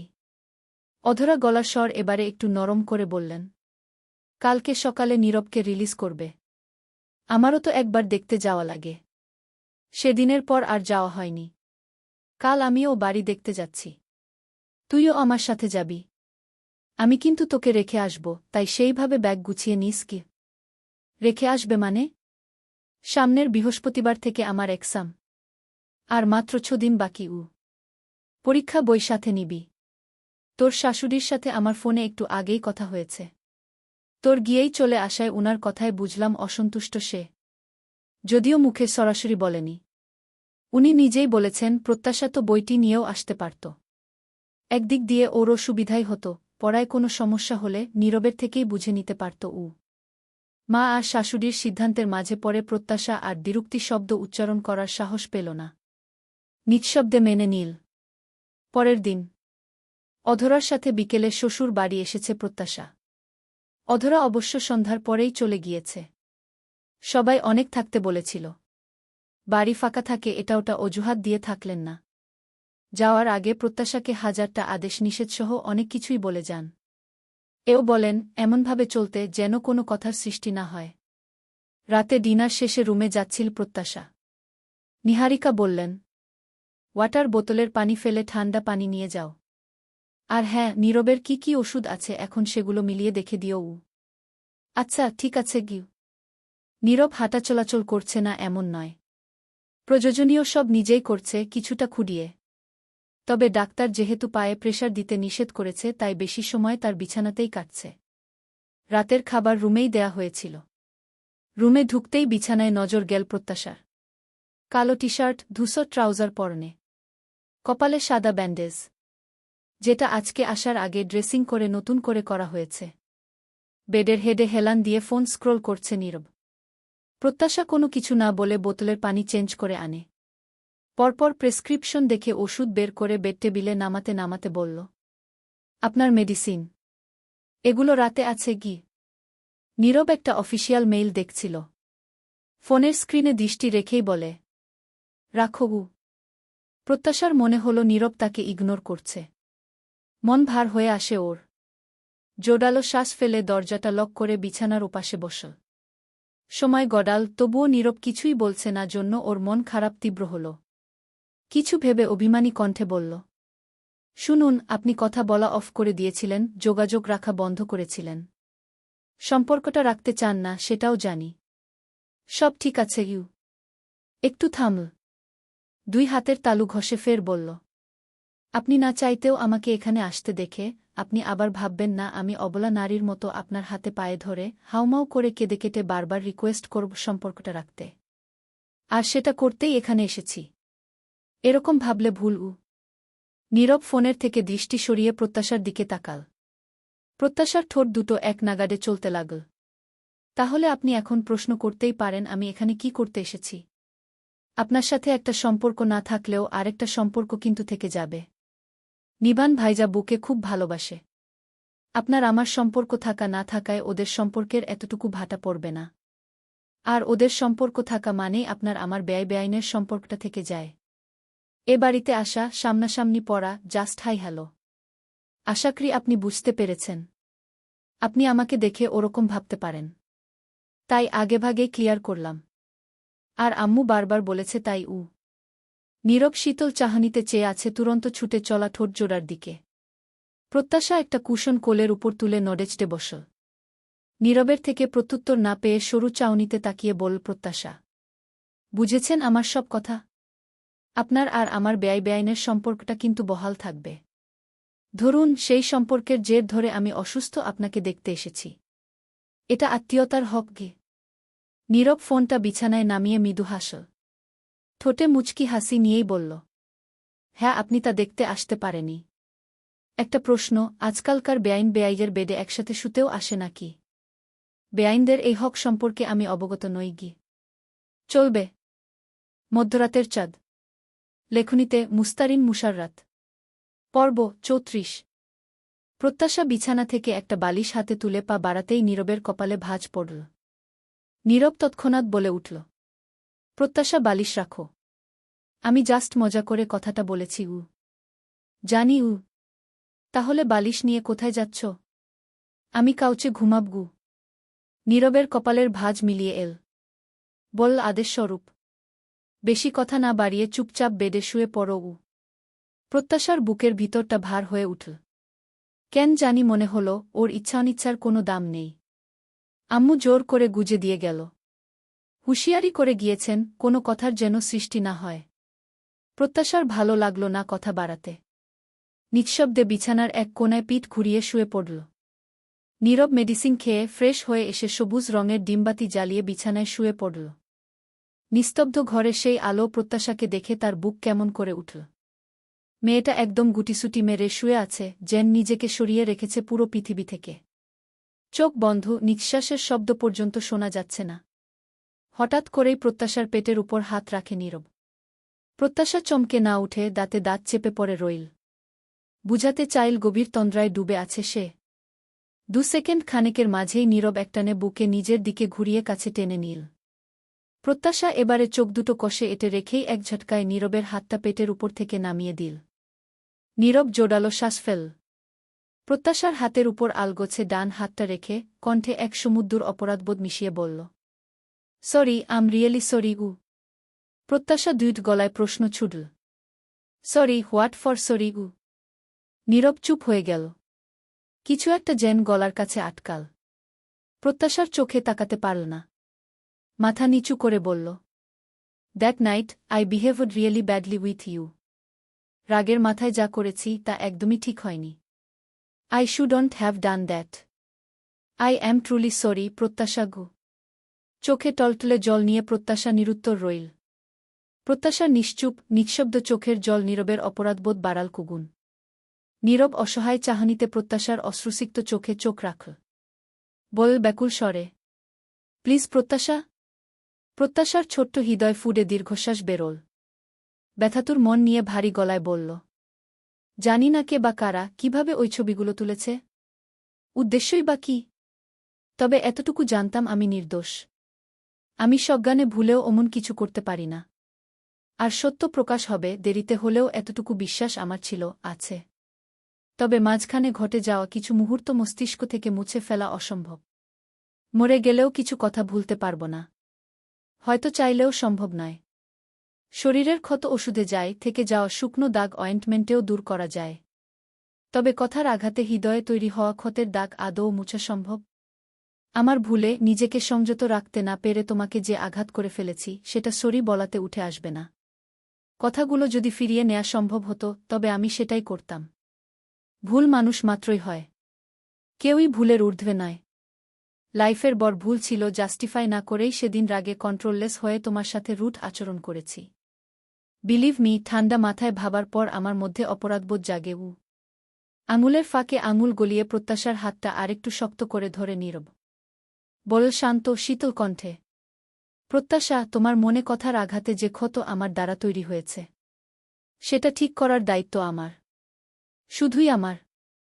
তোমার মনের ক্ষত মোছার অয়েন্টমেন্ট আমি হব। দাগগুলো না উঠুক, ব্যথাটা যেন কমে সেই চেষ্টাই করব। বলতে বলতে প্রত্যাশার হাওয়ায় মিঠাইয়ের মতন নরম মসৃণ গালে হাত রাখল নীরব। গালে আলতোভাবে হাত রেখে আকুল আবেদন ভরা কণ্ঠে বলল, প্লিজ পার্ডন মি। ভুলে যাও সবটা উ। সম্ভব? একরাশ হতাশা নিয়ে বল নীরব, জানি ভুলা অসম্ভব, তবুও এগু।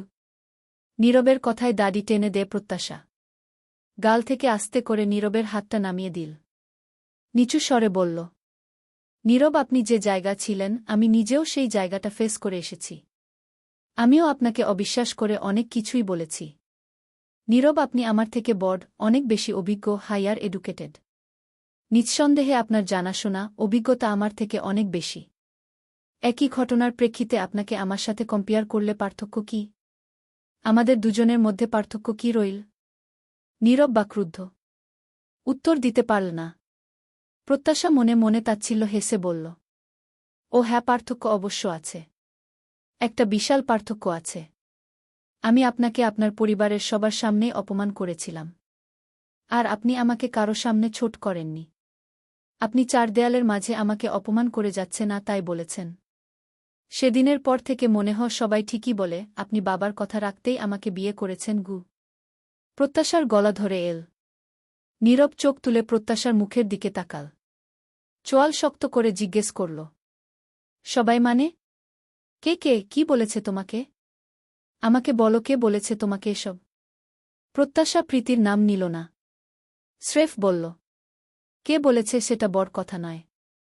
আপনি নিজেই তো বলেছিলেন, সব জেনে শুনে দয়া দেখানোই আমার ভুল হয়েছে, তার মানে দাঁড়ায় আপনি আমাকে দয়া করেছেন। বিয়েটা করে দয়া করেছেন? নীরবের শব্দগুলো জড়িয়ে এল। আমি বলছি তো তখন আমার মাথা ঠিক ছিল না। ওই দৃশ্যগুলো দেখে আমি নিজেকে হারিয়ে ফেলি। রাগের মাথায় কি বলেছি নিজেও জানি না আগে। নীরব আপনাকে আমার ফ্যামিলি বলেছিল দয়া করতে? এমন না যে আমার আব্বু কন্যা দায়গ্রস্ত ছিল। আমাকে ওই মুহূর্তে পাত্রস্থ করতেই হবে। আপনি যদি আপনার ফ্যামিলির চাপে পড়ে বিয়ে করেন, সেই দায় তো আমার না, না আমার ফ্যামিলির গু। প্রত্যাশা তোমার মনে হয় আমাকে দিয়ে জোর করে কিছু করানো যাবে? বিয়ের মতো জীবনের একটা গুরুত্বপূর্ণ বিষয় আমি চাপে পড়ে করব? একটু থেমে। হ্যাঁ, সত্যি বললে বলবো, বাবা তোমার আমার বিয়ের কথা বললে আমি প্রথমে না করি। সেটা তোমার আমার এইজ গ্যাপের জন্যে। তার উপর তুমি অনেক ছোট। এছাড়া তোমাকে বিয়ে করতে আমার দ্বিতীয় কোনো আপত্তি ছিল না গি। প্রত্যাশা ঠোঁট কামড়ে কান্না আটকাল। কেন জানি ভীষণ কান্না পাচ্ছে। ছোট থেকেই সে কারো উপর রাগ করে থাকতে পারে না। নীলার সাথে সেকেন্ডে সেকেন্ডে ঝগড়া হতো, এখনও হয়। এমন না যে সে নীলার সাথে সবসময় মুখে মধু নিয়ে কথা বলে। সেও ত্যাডা করে বলে। তবুও রাগ আগে প্রত্যাশাই ভাঙাত। কিছু কিনলে দৌড়ে গিয়ে আপুকে দিত। আপু তবুও ঝাড়ি মারত। আম্মু তো বারবার বলতো, প্রত্যাশা তোর লজ্জা নেই। তুই এত কিছুর পরেও কেন ওর সাথে কথা বলতে যাস? নীরবের করা অপমানও প্রত্যাশা ধরে রাখেনি। নীরবের অ্যাক্সিডেন্টের জন্য ওর নিজেকেই দায়ী মনে হয়েছে। ছুটে গিয়েছে, সবটা মনের এক কোণে ঠেসে সবার সামনে স্বাভাবিক থাকার চেষ্টা করেছে। তবুও এত কিছুর পরেও যখন কিছু কথা মনে ওঠে, তখন হৃদয়টা দুমড়ে মুচড়ে যায়। চোখের কোল ঘেঁষে নোনতা পানি গড়িয়ে পড়ল। প্রত্যাশার দিকে আরেকটু ঝুঁকল নীরব। পরপর হাতের আঙুল দিয়ে চোখের পানি ফেলে দিল। প্রত্যাশার মুখটা আজলা করে ধরে নরম, কোমল গলায় বলল, আই নো, সেদিন আমি খুব বেশিই বাড়াবাড়ি করে ফেলেছি। রাফ বিহেভ করেছি। But still I am asking, can you forgive me? Pratyasha ফুপিয়ে উঠল। কিছুক্ষণ চুপ থেকে শুধু বলল, আমি ঘুমাব। ঘুম পাচ্ছে গু। তারপর নিঃশব্দে উল্টোদিক ঘুরে শুল। বালিশে মুখ গুজে নীরবে অশ্রু বিসর্জন দিল। নীরব বর একটা হতাশ শ্বাস ফেলে কপালের উপর ডান হাতটা আড়াআড়ি করে রাখল। সমস্ত রাগক্ষোভ নিজের মেজাজের উপর বর্তাল। সেদিন যদি একটু ভাবত, নিজেকে কন্ট্রোল করতে পারত। উফ! এক সমুদ্র আফসোস নিয়ে চোখের পাতায় ঘুম নামল না নীরবের। অস্বস্তি, অপরাধবোধে হাঁসফাঁস করল ভেতরটা। ঘড়িতে 7:50 বাজে। নীরবকে এড়িয়ে যেতেই মূলত সকাল সকাল ঘুম থেকে উঠে কিচেনে আসছে প্রত্যাশা। শাশুড়ি অবশ্য ওকে পড়ার কথা বলে রুমে যেতে বলে। প্রত্যাশা না গিয়ে কিচেনে টুকটাক সাহায্য করে। নিহারিকাকে টেবিলে খাবার সাজাতে হাতে হাতে সাহায্য করছিল প্রত্যাশা। নিহারিকা একটা ট্রেতে খাবার সাজিয়ে বলল, প্রত্যাশা। হু। নীরবের খাবার। যাও, রুমে দিয়ে এসে তুমি খেয়ে নাও। প্রত্যাশা ঘাট কাত করে হ্যাঁ সূচক প্রত্যুত্তর দিয়ে রুমে যায়। নীরব বেডের হেডেবর্ডে হেলান দিয়ে এক পায়ের সাথে আরেক পা জড়িয়ে রেখেছে। হাতে তার আজকের পত্রিকা। খানিক আগে রুম থেকে মাকে ডেকে পত্রিকা চেয়েছিল। ভেবেছিল মা রান্নায় ব্যস্ত থাকবে, প্রত্যাশাকে দিয়ে পাঠাবে। কিন্তু তার সে ভাবনায় জল ঢেলে প্রত্যাশা পরীকে দিয়ে পাঠায়। নীরব পরীকে জিজ্ঞেস করে, তোর ছোট ভাবিমনি কোথায়? কি করে সে? পরী উত্তর দেয়া, ছোট ভাবিমনি কাজ করতাছে। বট খালাম্মা তারে কইল। সে আবার আমারে দিয়া ব্যাগার খাটাল। আমারে পাঠাইল। নীরব একবার প্রত্যাশার দিকে তাকিয়ে ফের পত্রিকায় চোখ ফেরাল। প্রত্যাশা খাবার নামাতে নামাতে বলল, আপনার নাস্তা। আর বাড়তি শব্দ উচ্চারণ না করে প্রত্যাশা পা চালা। নীরব দারাজ গলায় বলল, ওয়েট। প্রত্যাশা মুখের দিকে তাকাল না। দৃষ্টি ফ্লোরে রেখেই বলল, হু, বলুন খু। কাছে এসো। প্রত্যাশা ভরকাল।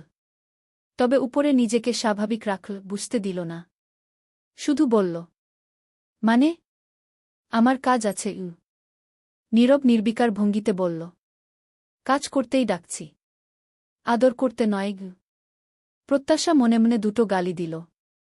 নীরব ভ্রু বাঁকিয়ে বলল, যেহেতু সবাই জানে তুমি আমার সেবা করার জন্য এখানে আছো, পরীক্ষার প্রস্তুতি বাদ রেখে স্বামী সেবা করতে আসছ, তাই একটু ভালো করেই না হয় স্বামী সেবা করো। শুধু লোক দেখানো নয়। এই লোক চাইছেটা কি? অদ্ভুত। মনে মনে এসব ভেবে মাথা ঝাড়ল প্রত্যাশা। মুখে বলল, কি করতে হবে বলুন? খাইয়ে দিতে হবে ঘি। প্রত্যাশার চোখ দুটো বড়বড় হয়ে যায়। বিস্ফোরিত চাউনিতে চেয়ে বলল, কি? পারব না ঘি। নীরব পত্রিকা ভাঁজ করে একপাশে নামাল। ভ্রু নাচিয়ে বলল, পারবে না মানে? আমার মাথায় এখনো ব্যান্ডেজ, পায়ে ব্যথা, ডক্টর মুভমেন্ট করতে নিষেধ করেছেন। তারপরও তুমি এটুকু সেবা করতে চাইছ না? নির্দয়ের মতো সরাসরি পারব না বলে ফেললে গু। প্রত্যাশা ঝটপট প্রত্যুত্তরে বলল, পায়ে ব্যথা, মুভমেন্ট করাতে বারণ। হাতে তো আর কোনো সমস্যা নেই। হাত নাড়াতে বারণ নেই। আর দিব্যি তো কাল রাতেও নিজ হাতেই খেলেন গু। নীরব নড়েচড়ে বসল। মৃদু গলা খাকারি দিয়ে বলল, সমস্যা ছিল না, এখন হচ্ছে গু। বিরক্তিতে প্রত্যাশার কপাল কুঁচকে গেল।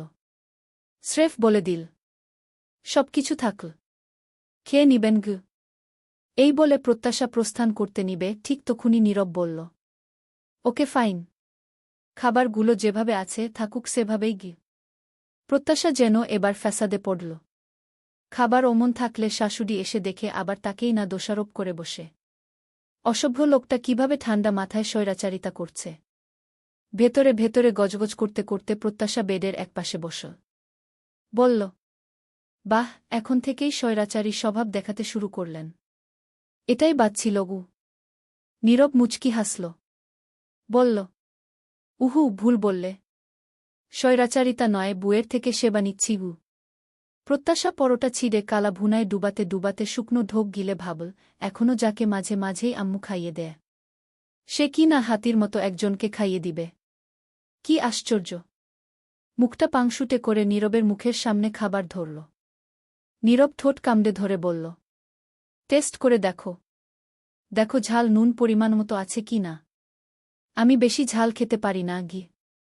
প্রত্যাশা অতিষ্ঠ চাহনিতে চেয়ে বলল, আপনার মা রান্না করেছে, তাই সব ঠিকই থাকার কথা গু। তবুও টেস্ট করে দেখে দাও উ। কি জ্বালা। প্রত্যাশার রাগ হল। এই লোক বাচ্চাদের থেকেও বেশি জ্বালাতন করছে। প্রত্যাশা মুখে দিয়ে চিবুতে চিবুতে বলল, সব পরিমাণ মতোই আছে গু।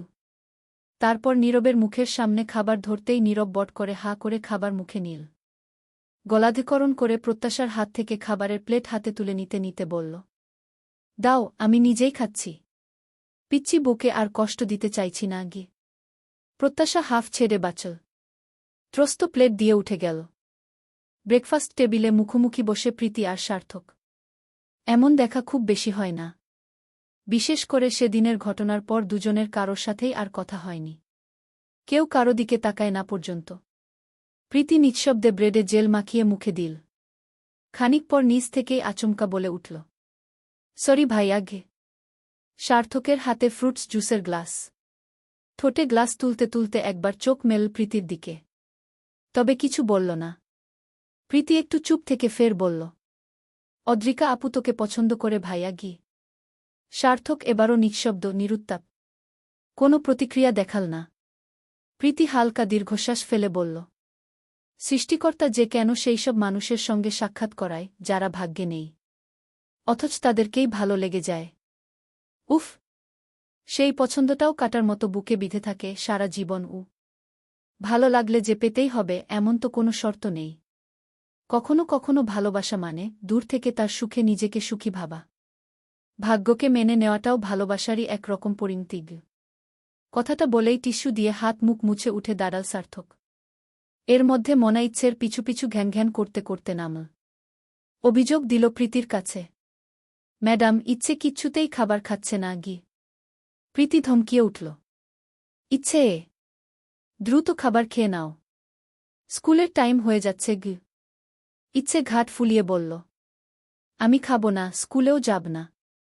আমি দাদু বাসায় যাব। তোমরা বলছো নিয়ে যাবে, কই যাচ্ছ না কেন?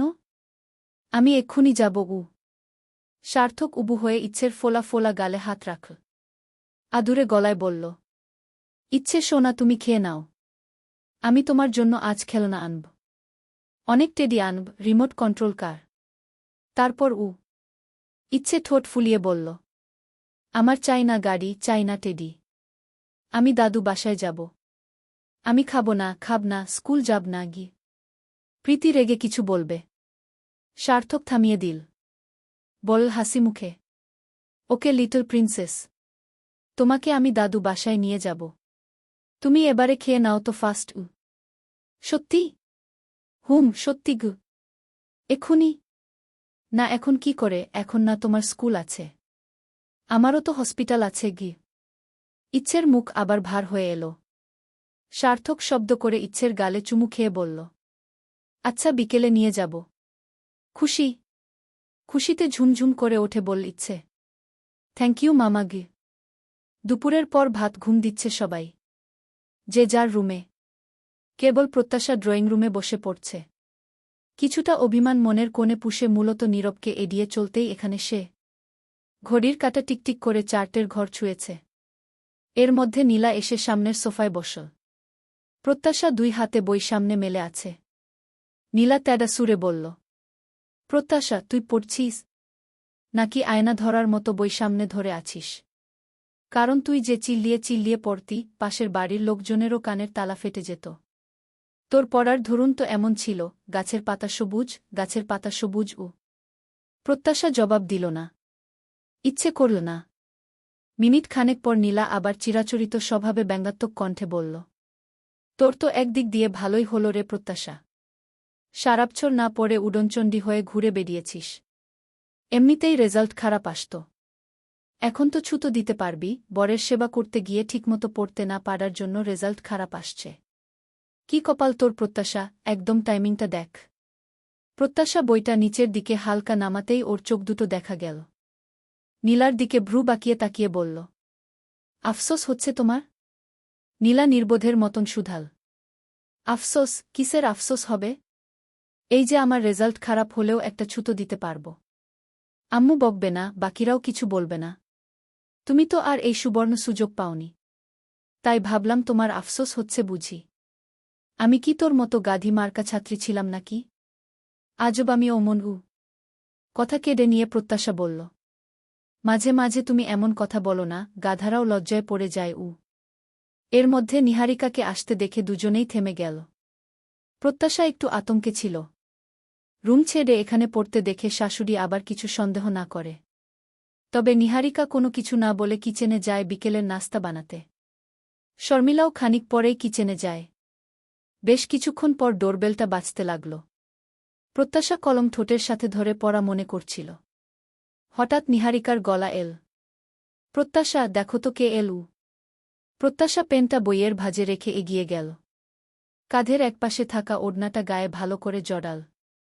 দরজা খুলে সামনে তাকাতেই অপ্রস্তুত হয়। ইচ্ছে সামনে, পিছনে সার্থক দাঁড়িয়ে। প্রত্যাশা সাথে সাথে দৃষ্টি নামিয়ে ফেল। সৌজন্যমূলক কিছুই বলতে পারল না। শর্মিলা এগিয়ে আসতে আসতে জিজ্ঞেস করল, প্রত্যাশা কে এসেছে? প্রত্যাশা ত্রস্ত ঘুরে দাঁড়াল। বলল, ইচ্ছে গি। শর্মিলা ওদেরকে দেখেই অমায়িক হাসল। প্রত্যাশা তুরন্ত পা ফেলে চলে যায়। ইচ্ছে একগাল হেসে ছোট দিদুন বলে কোমর জড়িয়ে ধরে। শর্মিলা আদর করে।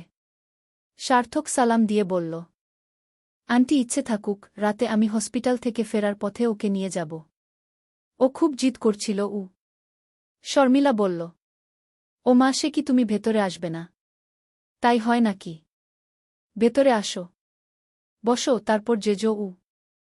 এর মধ্যে ইচ্ছের গলার আওয়াজ পেয়ে নিহারিকা এগিয়ে আসেন।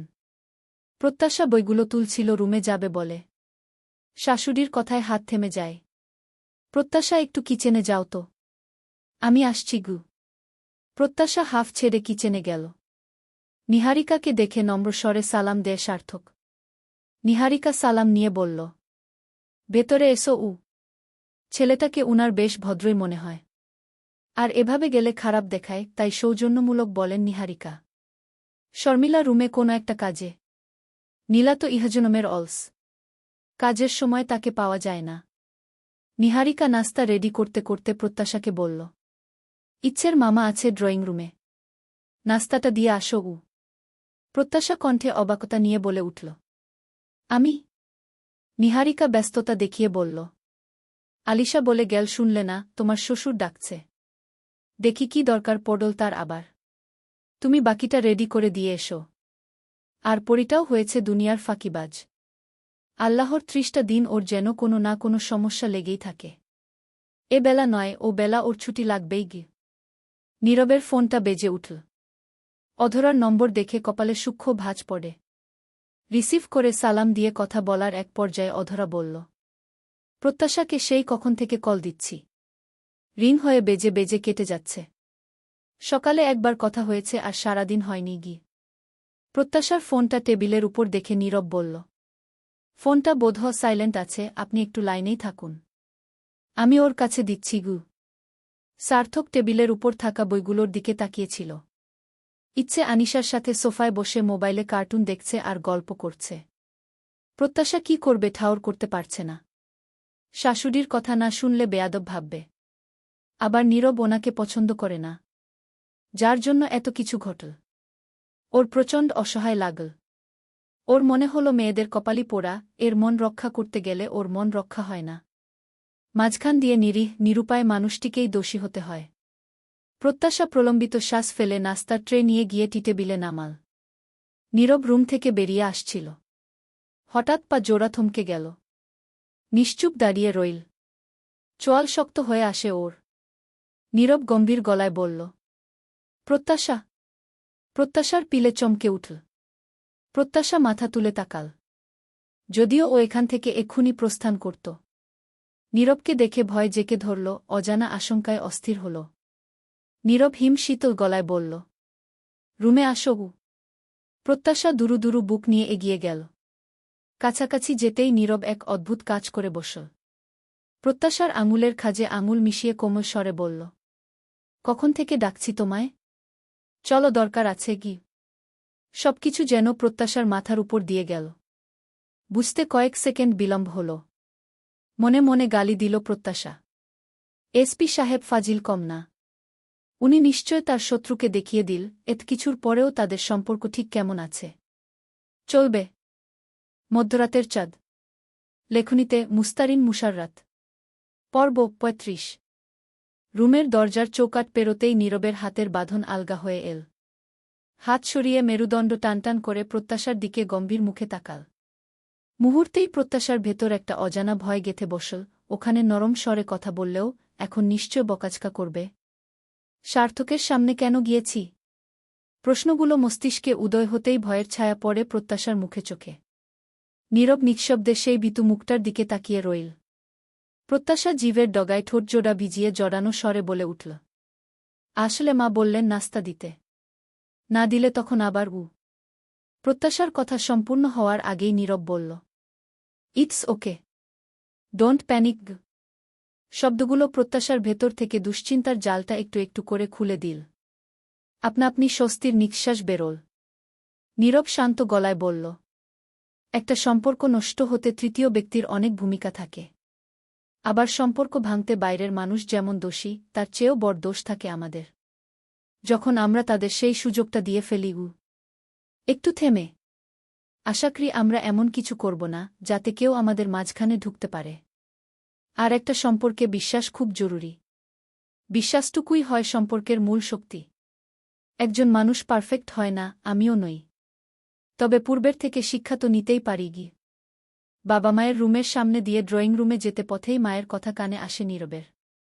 মা বাবাকে রাগী স্বরে বলছিলেন, ঘি রঙের পাঞ্জাবিটা তো আয়রন করে সোফাতেই রেখেছি, তুমি একটু চোখ দিয়ে দেখবে না? দেখা নেই শুধু পারে ডাকাডাকি। ওদিকে ইচ্ছেকে নিয়ে ওর মামা এসেছে। প্রত্যাশাকে নাস্তা দিতে বলে এসেছি। সে আবার কি করছে আল্লাহ জানে। তার কাজের উপর আমার বিন্দুমাত্র ভরসা নেই। কথাবার্তাই ঠিকঠাক শেখেনি গি। প্রত্যাশা নিশ্চুপ। নীরব প্রসঙ্গ ঘোরাতে বাম হাতে ধরা ফোনটা বাড়িয়ে দিল। তোমার আম্মু ফোন করেছিলেন। কল ব্যাক করো। আমার ফোন দিয়ে করলেই তো হয় গে। এই বলে প্রত্যাশা এগিয়ে যেতে চাইলে নীরব ঠেকিয়ে দিল। কণ্ঠে আদেশ নামিয়ে বলল, আমি কল দিয়ে দিয়েছি, রিং হচ্ছে। এই নাও। প্রত্যাশা দ্বিরুক্তি করার সুযোগ না পেয়ে ফোন নেয়।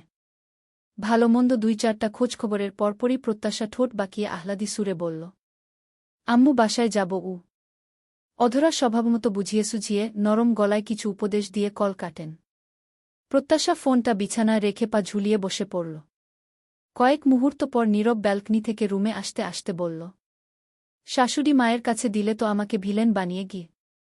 প্রত্যাশা বোকা বোকা চোখে তাকিয়ে জিজ্ঞাসা করল, মানে কিভাবে? তোমার আম্মু নিশ্চয়ই ভীষণ দুশ্চিন্তা করছেন। কল রিসিভ করার সাথে সাথেই বাসায় যাওয়ার কথা বলেছ। শাশুড়ি মা ভাববে জামাই বুঝি ঠিকঠাক নয়, তাই মেয়ে থাকতে চায় না। একদিনেই চলে যাওয়ার বায়না ধরেছে, জামাই হিসেবে রেজাল্ট তো একদম ফেলগু। কথাগুলো শুনেও না শোনার ভান করে প্রত্যাশা পা দুটো দুলিয়ে আড়ালে ভেঙচি কাটল। প্রত্যাশা যে এখানে আছে সার্থকের অজানা ছিল। নীরবের অ্যাক্সিডেন্টের খবরও তার জানা ছিল না। প্রীতির সাথে কথা বন্ধ হওয়ার পর থেকে বাড়িতে সে রাতটুকু ছাড়া থাকেই না বলা চলে। সার্থক বসা থেকে উঠে দাঁড়াতে দাঁড়াতে নম্র গলায় বলল, আন্টি আমি এখন উঠছি। ইচ্ছেকে নিতে রাতে ড্রাইভারকে পাঠিয়ে দিব গ।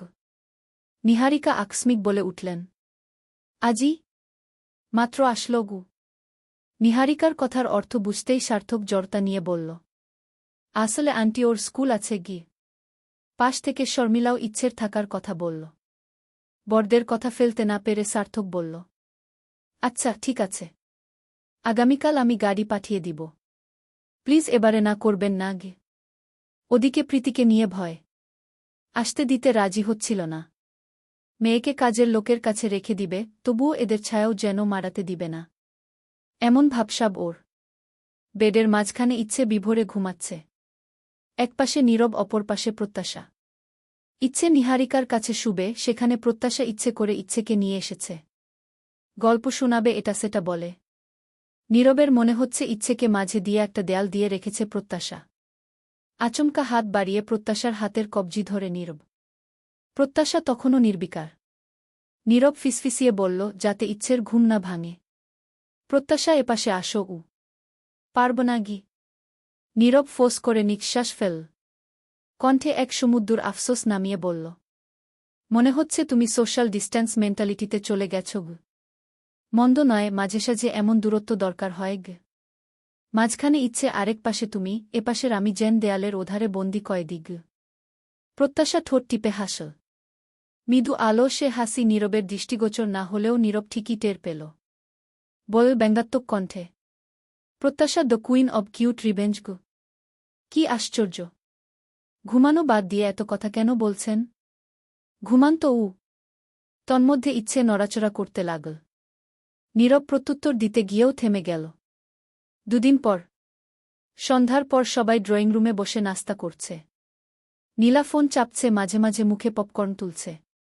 নিভান এসে পাশে বসতে বসতে বলল, নীলাশা ঝালমুড়ি বানাও তো। অনেকদিন হলো ঝালমুড়ি খাই না। ঝিরিঝিরি বৃষ্টি হচ্ছে, এমন সন্ধ্যায় ঝালমুড়ি হলে মন্দ হয় না গি। নীলা একরাশ আলসেমি আর বিরক্তি মিশিয়ে বলল, উফ, আজকের মতো যা আছে সেগুলোই খাও তো। এখন ঝালমুড়ি করলে সবাই ওটাই খাবে। তখন এতগুলো নাস্তা ওয়েস্ট হবে। কি আছে শুধু শুধু খাবার বাসি করার? আজন্মের আলসে আপু।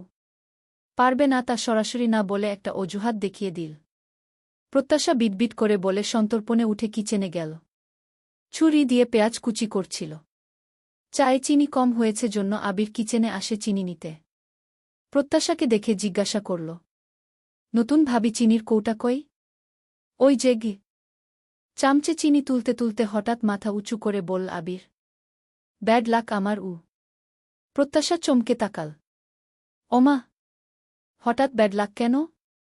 আবির ভান করা আক্ষেপ নিয়ে মুখ টিপে হাসল। ভাবির তো আর কোনো ছোট বোন নেই, সেই জন্য।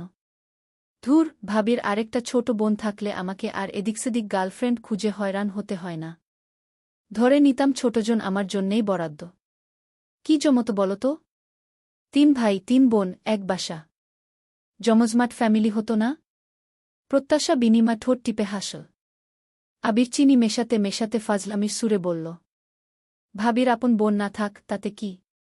খালাতো, মামাতো, চাচাতো, ফুপাতো যে কোনো এক কাজিন বোনকে দেখিয়ে দিলেও চলবে। কাজিন আছে না? একটা রেফার করো। দেবরকে তো একটা ব্যবস্থা করে দিতে হবে না? তোমার বউ পাওয়ার দায় আমার ঘাড়ে কেন পড়ল বলো তো? ভাবির কাজ তো শুধু নাস্তা বানিয়ে খাওয়ানো না। দেবরের প্রেম জীবনকেও তো একটু সাজিয়ে দেওয়া উচিত। কি বলো উচিত না? অফকোর্স উচিত, কেন নয়? আমি তোমাকে একটা টাস্ক দিচ্ছি। তুমি যদি সেটা করতে পারো তাহলে আমি আমার কোনো এক কাজিনের সাথে তোমার প্রেমের বন্দোবস্ত করে দিব গো। কি করতে হবে ফার্স্ট বলে ফেলো। এই যে পেঁয়াজ কুচি দেখছ না, এখান থেকে এক টুকরো পেঁয়াজ কপালের উপর 5 মিনিট ধরে রাখবে। চোখ বন্ধ করা যাবে না, তবে পলক ফেলতে পারবে। এভাবে যদি 5 মিনিটস রাখতে পারো, তাহলে আমি আমার কোনো এক সুন্দরী কাজিনকে রেফার করব। প্রমিস গো। প্রাঙ্ক করছ? উহু, আম সিরিয়াস। এখনই ভয় পেলে নাকি? এ আবার এমন কি, এক্ষুনি করে দেখাচ্ছি। জাস্ট ওয়েট অ্যান্ড সি গো। আবির মশা তাড়ানোর ভুনিতে গোল চাক করা এক টুকরো পেঁয়াজ কপালের উপর রাখল।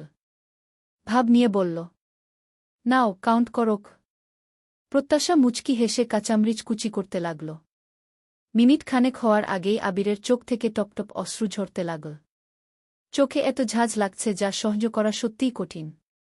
ঝাঁঝের চোটে পানির নহর ছুটল চোখ দুটো। চোখ বারবার বুজে আসতে চাইছে। এক পর্যায়ে চোখের পানি নাকের পানি এক হয়ে গেল। মিনিট 3 হওয়ার আগেই আবির অতিষ্ঠ হয়ে এক ঝটকায় পেঁয়াজ ছুঁড়ে ফেল। নাক টেনে বলল, ও আম্মু গো, আমি শেষ গো। প্রত্যাশা হাসি আটকিয়ে দ্রুত বলল, চোখে মুখে পানির ছিটা দাও। আবির কষে চোখ এঁটে রেখেছে। প্রত্যাশা নিজে আবিরের হাত ধরে বেসিনের সামনে নিয়ে ট্যাপ ছেড়ে দিল। আবির চোখে পানি নিতে লাগল। প্রত্যাশা 2 হাত বুকে ভাঁজ করে বলল, সামান্য পেঁয়াজের ঝাঁজ শিতে পারো না মিস্টার দেবর মশাই? আর বলো কি না ভাবির কাজিন নাই? দেবরের প্রেমের বয়স হয়নি, পেঁয়াজি দিল তার প্রমাণ গু। আবিরের চোখ দুটো লাল হয়ে গিয়েছে। হাতের উল্টোপাশ দিয়ে চোখ ডলে বলল, তুমি খুব মারাত্মক। জীবনে ছ্যাঁকা খেয়েও তো মনে হয় এতটা চোখের জল পড়বে না, আজ যতটা জল গড়ালো। চানাচুর বেশি করে দিয়ে সরিষার তেল দিয়ে ঝালমুড়ি মাখিয়ে ড্রয়িং রুমে যায় প্রত্যাশা। টেবিলে নামিয়ে বলল, মুড়ি খাও সবাই। খেতে ইচ্ছে হলো, তাই সবার জন্যেই বানালাম গু। নিভান হাতে তুলে মুখে চালান করে চিবুতে চিবুতে বলল, উফ, তোমার সাথে দেখছি আমার ইচ্ছেটা মিলে গেল। ধন্যবাদ শালিকা গু। মুখ ফসকে পুরনো ডাকটা বেরিয়ে গিয়েছে। নিহারিকা সামনেই ছিলেন, অদ্ভুত চাউনিতে নিভানের দিকে তাকাতেই তার হুঁশ ফিরল। এই রে সম্পর্ক যে একটি পলকে পাল্টে গেছে, সে হুঁশ রাখতে হবে না। ছোট ভাইয়ের বুকে তো আর এভাবে শালিকা বলা যায় না। কেমন লাগে? নিভান অপ্রতিভ ভূমিতে সংশোধন করতে তড়িঘড়ি বলল, ধন্যবাদ প্রত্যাশা গু। প্রত্যাশা মৃদু হাসি ঠোঁটে নিয়ে বসল। কয়েক মুহূর্ত পর প্রত্যাশা ডাইনিংয়ে যায় পানি খেতে। প্রত্যাশার চুলগুলো ক্লিপ দিয়ে পিছনে আটকানো ছিল। পিঠের উপর খোঁচা খোঁচা বিঁধছে। গুডি গুডি বৃষ্টি পড়লেও এক ফোঁটা গরম কমেনি। ঘাড়ের উপর চুল ছড়িয়ে থাকায় গরম লাগছিল। প্রত্যাশা ক্লিপটা 2 ঠোঁটের ভাঁজে নিয়ে চুলগুলো মুড়াতে থাকে। অদূরে কারো একজনের দৃষ্টি থমকে গিয়েছে, কারো নজর যে এদিকেই আটকে আছে, চোখের পলক যে নামছে না। সে খেয়াল প্রত্যাশার আছে? উহু, নেই। নেই বলেই প্রত্যাশা এক ধ্যানে নিজের কাজ করতে ব্যস্ত। প্রত্যাশা চুল পেঁচিয়ে মাথার উপর উঁচু করে ধরে পরপর ক্লিপ দিয়ে আটকিয়ে নেয়। অতঃপর মুখের সাইডে থাকা কাটা একগাছি চুল কানের পিঠে গুজে নেয়। ঠিক তক্ষুনি নীরবের সাথে চোখাচোখি হয়। বুকের ভেতর একটা মাতাল করা হাওয়া বইয়ে গেল নীরবের। দৃশ্যটা তাকে সম্মোহিত করে। নীরবের চাউনি নিষ্পলক, প্রত্যাশা চোখ সরিয়ে নীল। নীরব চুলে ব্যাগ ব্রাশ করে এক হাত পকেটে গুজে পা চালাল। পিছন থেকে নিহারিকা ডেকে উঠলেন, নীরব, কোথায় যাচ্ছিস? কাজ আছে একটু। এখনো ভালো করে সুস্থ হলি না আর কাজ আছে বলছিস?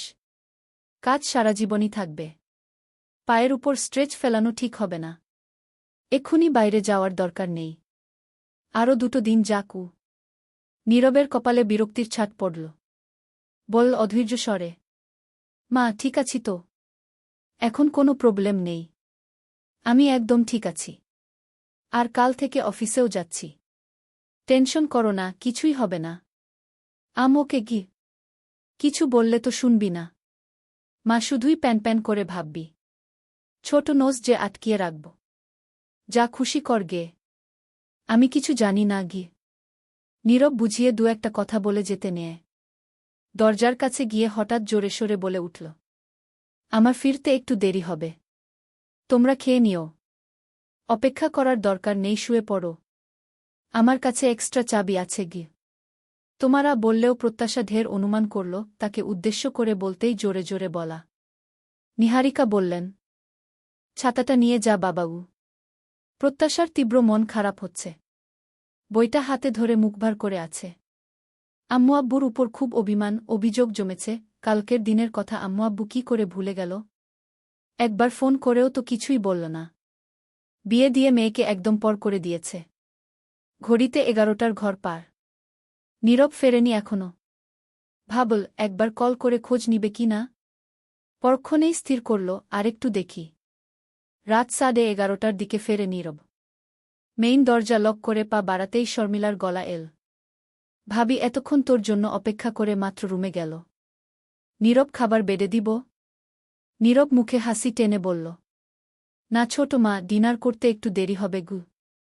শর্মিলা জগ থেকে বোতলে পানি ঢেলে ক্যাপ আটকিয়ে নিলেন। অপেক্ষা করব? তুই তো কখনো বেডে খাস না। ভাবিকে ডাকার দরকার নেই, আমি বরং এখানেই আছি। নীরব একটা বক্স শর্মিলার হাতে ধরিয়ে বলল, এটা রেখে দিও। এটা সবার জন্যে। আর ছোট মা, সমস্যা নেই, অপেক্ষা করতে হবে না। প্রত্যাশা খাবার রেডি করে দিবে গে। রুমে গিয়ে হাতের ব্যাগটা সোফায় নামিয়ে বিছানায় তাকাতেই এলোমেলো প্রত্যাশার দিকে নজর গেল। বইটা বালিশের উপর পড়ে আছে, ও নিশ্চিতে ঘুমে ডুবে। নীরব ফ্রেশ হয়ে এসে প্রত্যাশার দিকে ঝুঁকে 2 আঙুলে প্রত্যাশার কপালের উপর থাকা ছোট ছোট চুল ঠেলে দেয়া। প্রত্যাশা একটু নড়ে উঠল। টি-শার্ট সরে পেট বেরিয়ে আছে। নীরবের চোখ নিষিদ্ধ জায়গায় বিচরণ করল। শুকনো ধোক গিলে সে প্রত্যাশার গালে হাত রেখে মৃদুস্বরে ডাকল, প্রত্যাশা। প্রত্যাশা আহ্লাদি ভূমিতে একটু নড়ল। তারপর মুখের উপর থাকা নীরবের হাতটা টেনে গলার সাথে ধরল। নীরবের নিঃশ্বাস ভারী হয়ে আসল। নিজেকে সামলে ফের ডাকল, প্রত্যাশা। ঘুম জড়ানো গলায় চোখ বুজেই বলল প্রত্যাশা, ঘুমাব ঘু। নীরব খাবার খাচ্ছে, প্রত্যাশা সামনের চেয়ারে বসে ঝিমুচ্ছে। ওর যা রাগ হচ্ছে, এই লোক রাত 12টায় ফিরে এখন ঘুম থেকে জাগিয়ে খাবার বেড়ে নিল। কেন আজ একটু বেডে খেলে কি এমন হতো? প্রত্যাশার ঘুম ছুটছেই না। নীরব একবার ঘড়ির দিকে তাকাল, ফের প্রত্যাশার দিকে তাকিয়ে বলল, রুমে সোফার উপর দেখো, একটা প্যাকেট আছে। সেখানে একটা ড্রেস আছে, যাও 5 মিনিটসের মধ্যে পরে নাও। কি? এত রাতে আমি ড্রেস পাল্টাব কেন? উত্তর পরে, আগে যা বলছি সেটাই করোক। পারব না, এখন আমি ঘুমাব। ঘুমে চোখে দেখছি না গি। নীরব হতাশ শ্বাস ফেলে উঠে হাত ধুয়ে টাওয়েল দিয়ে মুছে নিল। প্রত্যাশা খাবার কোনো রকমে ঢেকে রুমে গিয়ে বিছানায় উঠতে নিবে, তার আগেই নীরব ওর হাত ধরে টেনে নিল। রাগী স্বরে বলল, ড্রেস পরতে বললাম, শুনলে না? কি আশ্চর্য! মাথাটাথা গেছে আপনার? এত রাতে? ঘড়িতে 12:10 বাজে। নীরব বিরক্ত শ্বাস ফেলে বলল, ব্যালকনিতে আসো, দরকার আছে। এবারে দ্বিতীয় কথা যেন বলতে না হয় গি। দরজা ঠেলে ব্যালকনিতে পা রাখে নীরব। প্রত্যাশা ঠোঁট উল্টে পিছু পিছু গেল। ব্যালকনিতে পা রাখতেই প্রত্যাশার চোখ ছানাবড়া। নীরব একে একে ক্যান্ডেলগুলো জ্বালিয়ে দিচ্ছে। টেবিলের উপরে ছোট্ট গোল একটি চকোলেট কেক, উপরিভাগ চকোলেট গ্লেজে চকচক করছে। কেকের মাঝে লালচে ক্যান্ডি হার্ট বসানো। কেকের উপর ইংরেজি ফন্টে গোলাপি আইসিংয়ে লেখা, হ্যাপি বার্থডে মাই মিসেস গ। চারপাশের ক্যান্ডেলের আলো কেকটা আরও উজ্জ্বল হয়ে উঠল। প্রত্যাশা আশ্চর্য হয়ে বলে উঠল, নীরব, আপনি কি করে জানলেন? সিক্রেট। নীরব একটা বেলুন 2 হাতে ধরল, যেখানে লেখা সরেই। নীরবের পা গোলামি দেখে প্রত্যাশা হেসে ফেল। নীরব তারা দিল কেক কাটতে। প্রত্যাশা কেক কেটে নীরবের মুখের সামনে ধরল। হাতটা ধরে ঘুরিয়ে প্রত্যাশার মুখেই কেকের টুকরো ধরল নীরব। ইশারায় হা করতে বলে। প্রত্যাশা হা করে মুখে নিতে নেয়, সেই সময় নীরব আরেক পাশ থেকে ছোট্ট করে বাইট দেয়া। দুজনের নাকে নাক ছুঁয়ে যায়। নীরব টিস্যু দিয়ে মুখ মুছে প্রত্যাশার সামনে হাঁটু গেড়ে বসল। প্রত্যাশা অবাক হয়, প্রত্যাশার অবাক আরেক দফা বাড়ে যখন নীরব প্রত্যাশার পায়ের দিকে হাত বাড়ায়। প্রত্যাশা এক ঝটকায় দুপা পিছাল। চেঁচিয়ে উঠল, ইয়া আল্লাহ! পায়ে হাত দিচ্ছেন কেন? জান মাফসাফ করে দিয়েছি। তাও এভাবে, প্লিজ না গে। মুহূর্তেই নীরবের মেজাজ চটল। একে নিয়ে চলা মোটেই সহজ নয়। ক্ষণে ক্ষণে এ জ্বালিয়েই মারবে। কবে যে এর বোধবুদ্ধি হবে। নীরবের মুখের অভিব্যক্তি দেখে প্রত্যাশা ভীতু স্বরে বলল। ভুলভাল বললে সরি আল্লাহর ওয়াস্তে মুখটা একটু বন্ধ রাখবে, তাতেই চলবে গি। প্রত্যাশা বাধ্য মেয়ের মতন মাথা না ডাল। প্রত্যাশার পাটা হাঁটুর উপর তুলে নিয়ে নীরব জিন্সের পকেট থেকে পায়েল বের করে পরিয়ে দিল। আলতো ছোঁয়ায় প্রত্যাশার শরীরে ভূমিকম্প বয়ে যায়। নীরব উঠে দাঁড়াল। ঠোঁটে হাসি টেনে হিম শীতল গলায় বলল, 18 বসন্তের শুভেচ্ছা মাই মিসেস। তোমার চোখের হাসিতে আমার দিন শুরু হোক, আর তোমার ঠোঁটের অভিমানে রাত থেমে যাক। আমার সবটুকু সুখ, সবটুকু প্রার্থনা আজ থেকে কেবল তোমার হোক। তোমার জীবন জুড়ে যত রং থাকবে তা আমার ভালোবাসা থেকে আসুক। শুভ জন্মদিন আমার হৃদয়ের বোকারানি গু। প্রত্যাশার চোখে মুখে স্ফূর্ত হাসি ফুটল।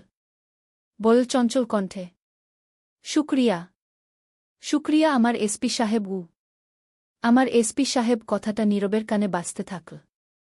এক ছটকায় প্রত্যাশাকে কাছে টেনে জড়িয়ে ধরে নীরব। প্রত্যাশা বুকে মুখ গুজল। কিছু সময় দুজনের মাঝে নীরবতা চল। প্রত্যাশা নীরবতার সুতো ছিঁড়ে আফসোসের সুরে বলল, জানেন আম্মু বলে আমি পূর্ণিমার রাতে জন্মেছিলাম। আজ পূর্ণিমা না, অমাবস্যাও না। তবে আকাশে মেঘ থাকায় চাঁদ ঢেকে আছে। চাঁদ থাকলে বেশি ভালো হতো। মাঝরাতে চাঁদের আলো কেক কাটার জমায় আলাদা হতো নীরব সোজা হয়ে 2 হাত পকেটে গুজে দাঁড়াল। আকাশের চাঁদ মেঘে ঢেকেছে তাতে কি? জমিনের চাঁদ তো পাশেই আছে গি। কথাটা বুঝতে প্রত্যাশার কয়েক সেকেন্ড লাগে। আর বুঝতেই লজ্জা পেল। প্রত্যাশা কিছু বুঝে ওঠার আগেই নীরব আচমকা প্রত্যাশার দিকে ঝুঁকে কপালে চুমু খেয়ে বলল, you are my midnight moon. Pratyasha লজ্জায় আড়ষ্ট হয়। প্রত্যাশার লজ্জা দূর করতে নীরব ঘুমানোর কথা বলে তাড়া দিল। ভোরের নরম আলো গাছের পাতার ফাঁক গলে ব্যালকনিতে আসছে। চারিপাশে পাখিদের কিচিরমিচির। আলসুভনিতে ঘুম ভেঙে ব্রাশ হাতে ব্যালকনিতে আসে প্রত্যাশা। মুখে ব্রাশ নিয়ে ব্যালকনির দোরগোড়ায় পা রাখতেই নীরবকে দেখে মুখে হাসি টেনে বলল, গুড মর্নিং খে। গুড মর্নিং খে। প্রত্যাশা এগিয়ে পাশে দাঁড়াতেই নীরব কপালে সূক্ষ্ম ভাঁজ ফেলে তীক্ষ্ণ দৃষ্টিতে তাকাল। প্রত্যাশা সেই নজর পড়ে নীল। আর নীল বলেই বল তড়িঘড়ি করে, কি দেখছেন ওভাবে? শুনুন, ভুল একবারই হয়, বারবার নয়। একবার ভুল করে আপনার ব্রাশ নিয়েছিলাম বলে যে আবারও অমন করব, সেটা ভাবলে সে গুডে বালি। কথায় আছে না, ন্যাডা একবারই বেলতলায় যায়।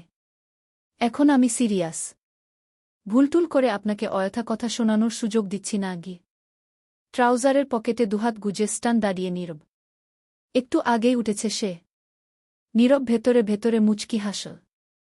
তবে বলল নির্লিপ্ত ভূমিতে, ভেরি গুড হঠাৎ প্রত্যাশার নজর গেল ব্যালকনির ভেন্টিলেটরে। তুরন্ত গালের ফেনা গ্রিল দিয়ে থুথু করে ফেল।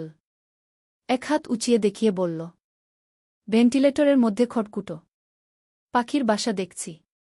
ডিমটিম আছে বুঝি? পাখির বাচ্চা আছে? তুমিও যেখানে আমিও সেখানে দাঁড়িয়ে। তাই উত্তর আমারও অজানা গে।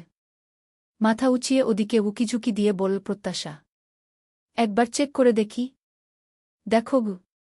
প্রত্যাশা ত্রস্ত রুমে এসে কুলি করে মুখে পানির ছিটা দিয়ে টুল নিয়ে ব্যালকনিতে ছুটল।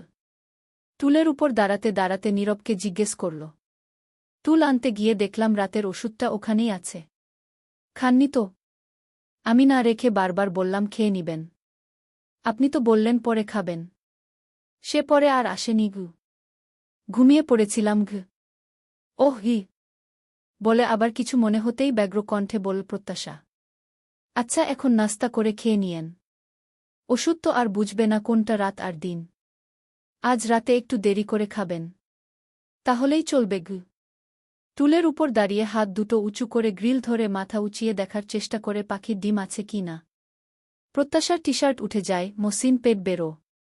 নীরবের দৃষ্টি মুহূর্তেই নিষিদ্ধ জায়গায় পড়ে। প্রত্যাশা জিজ্ঞেস করল, কতদিন আগে থেকে এখানে বাসা? নীরব না শোনার মতো করে বলল, হুগ। প্রত্যাশা বিরক্ত মুখে ঘাট ঘুরিয়ে, শুনেননি? কি ভাবছেন জেগু? নীরবের দৃষ্টি ওর দিকে নিবদ্ধ। দৃষ্টিতে ঘোর লেগে আছে। প্রত্যাশার হুঁশ হল। দ্রুত হাত নামিয়ে টি শার্ট টেনে টুনে নামাতে ব্যস্ত হয়। রাগ দেখিয়ে বলল, নীরব এভাবে এদিকে তাকিয়ে কি দেখছেন? নীরব মুচকি হেসে মাথা চুলকিয়ে বলল, কই কিছুই তো দেখিনি। কেন, তুমি কি কিছু দেখাতে চাও? প্রত্যাশা টেনে বলল। নীরব বউ। নীরব হেসে দোলনায় বসল। ফোন বের করে স্ক্রোল করতে থাকে। প্রত্যাশা সেটা দেখে আবার পাখির বাসার দিকে মনোনিবেশ করল। অল্পের জন্য ঠিকঠাক দেখা যাচ্ছে না, ওইয়ে খটকুটোর ভেতর মনে হচ্ছে সাদা সাদা ছোট্ট ডিম আছে, যা প্রত্যাশার কৌতূহল দ্বিগুণ করল। ও দেখার জন্য ছাদের কার্নিশে 2 হাত রাখল। মাথা উঁচিয়ে চেষ্টা করল, হঠাৎ কি মনে করে নীরবের দিকে তাকাল। না, নীরব এদিকে তাকিয়ে নেই, উনি ফোনে ডুবে আছে। তারপর প্রত্যাশার নিউরনে অদ্ভুত চিন্তার উদয় হল। আর হল জন্যই ঝটিকায় নেমে নীরবের সামনে আসে। এক হাত কোমড়ে রেখে অন্য হাতে নীরবের ফোনটা কেড়ে নিল। তারপর যেটা ভেবেছিল সেটা ভুল দেখে একটু লজ্জা পেল। তীক্ষ্ণ বুদ্ধিসম্পন্ন নীরব মুচকি হেসে বলল, তুমি ভেবেছিলে আমি ক্যামেরা অন করেছি, তোমার মসিন পিঠের দৃশ্য ফোনের মেমোরিতে রাখছি? প্রত্যাশা সবেগে মাথা নাড়ল। না, বোধক বুঝাল। নীরব অফার করল, দেখতে পাচ্ছ না তো, আমি হেল্প করব। হেল্প করবেন? কিভাবে? উচ্ছ্বসিত হয়ে বলল প্রত্যাশা। নীরব বলল নির্বিকারভাবে, কোলে তুলে ধরে প্রত্যাশার উচ্ছ্বাস দপ করে নিভে গেল। না করে ভাব দেখিয়ে বলে, লাগবে না, সে একাই পারবে। টুলের উপর আঙুলে ভর দিয়ে সর্বোচ্চ উঁচু হয়ে চেষ্টা করতেই সফল হয় প্রত্যাশা। তবে আঙুলে ভর দিয়ে দাঁড়াতেই টুল নড়ছিল। আচমকা ব্যালেন্স হারিয়ে ধপাস করে পড়ল মেঝেতে। কোমড়ে হাত দিয়ে ব্যথায় চোখমুখ কুঁচকে ফেল। নীরবের ভাবাবেগ হয় না, ও তখনও নির্লিপ্ত বসে। প্রত্যাশা মুখটা কাদো কাদো করে হাত বাড়িয়ে বলল, বসে হা করে কি দেখছেন? আমার খুব লেগেছে, তুলুন আমায় গু। নীরব হাতটা বাড়াল। প্রত্যাশা হাতটা আরেকটু বাড়িয়ে নীরবের হাত ধরবে, সেই সময় নীরব হাত টান মেরে সরিয়ে নেয়। প্রত্যাশা ভ্যাবাচ্চাকা খায়। পরপর কিছু বুঝে ওঠার আগেই নীরব প্রত্যাশাকে কোলে তুলে নেয়। প্রত্যাশা হৈ হৈ করে উঠল। সে কি, নামান। আপনার পায়ের ব্যথা। নীরব রুমের দিকে পা বাড়িয়ে বলল, সেই জন্য তো বারবার সিডিউস করে মাথা খারাপ করে দেওয়ার পরেও ছাড় পাচ্ছ।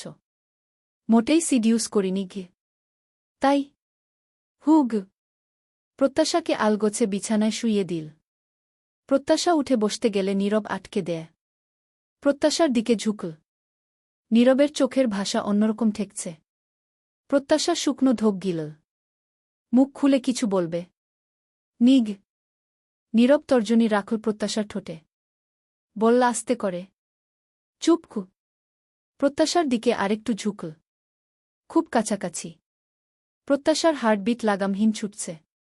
বুকের ভেতর দ্রিমদ্রিম শব্দ হচ্ছে। নীরব সম্মোহিত চাউনিতে চেয়ে প্রত্যাশার কপালে চুমু খেল। প্রত্যাশা চোখ বুজে নিল। নীরবের হাত প্রত্যাশার নরম তুলতুলে পেট স্পর্শ করে। প্রত্যাশা কেঁপে ওঠে, পেটের উপর টি-শার্ট টেনে দেওয়ার চেষ্টা করল। নীরব ফিসফিসিয়ে বলল, টি-শার্টটা তো একা একাই তোমার গায়ে থাকতে চাইছে না। অকারণে স্থানচ্যুত হচ্ছে, এত ঝামেলার চেয়ে আমি বরং একেবারেই তোমার গা থেকে সরিয়ে দিই। দি। প্রত্যাশা মাথা নেড়ে বলতে চাইল, উহু। জোরে জোরে শ্বাস ফেলে চোখ দুটো বুজে বলল, নীরব, আপনি খুব লজ্জা দেন গু। তোমাকে লজ্জা দেওয়া আমার অধিকার। স্বামীর লাইসেন্সে তোমাকে লজ্জা দেওয়া, নেওয়ার ছাড়পত্র আমার আগেই মঞ্জুর গো। প্রত্যাশা চোখ খিচে বুজে নীল। দম আটকে আসছে। কম্পিত স্বরে বলল, নীরব সশ্রুন উ। নীরব স্মিত হাসল। মুখটা প্রত্যাশার খুব কাছাকাছি এনে ওর ঠোঁটের কিনারায় দৃষ্টি রেখে বলল খুব আস্তে, 2 দিন পরেই তোমার পরীক্ষা। এখন তোমাকে একটু দুর্বল করতে চাই না। সত্যি বলছি, তোমার কাপা কাপা আদুরে ঠোঁট জোড়া এতটা টানছে যে নিজেকে কন্ট্রোল করাটা কঠিন। তবুও আজ শুধু just 1 deep kiss. Only 1, I promise. কোনো কিছু ঠাউর করার আগেই নিঃশ্বাস আটকে এল প্রত্যাশার। চলবে।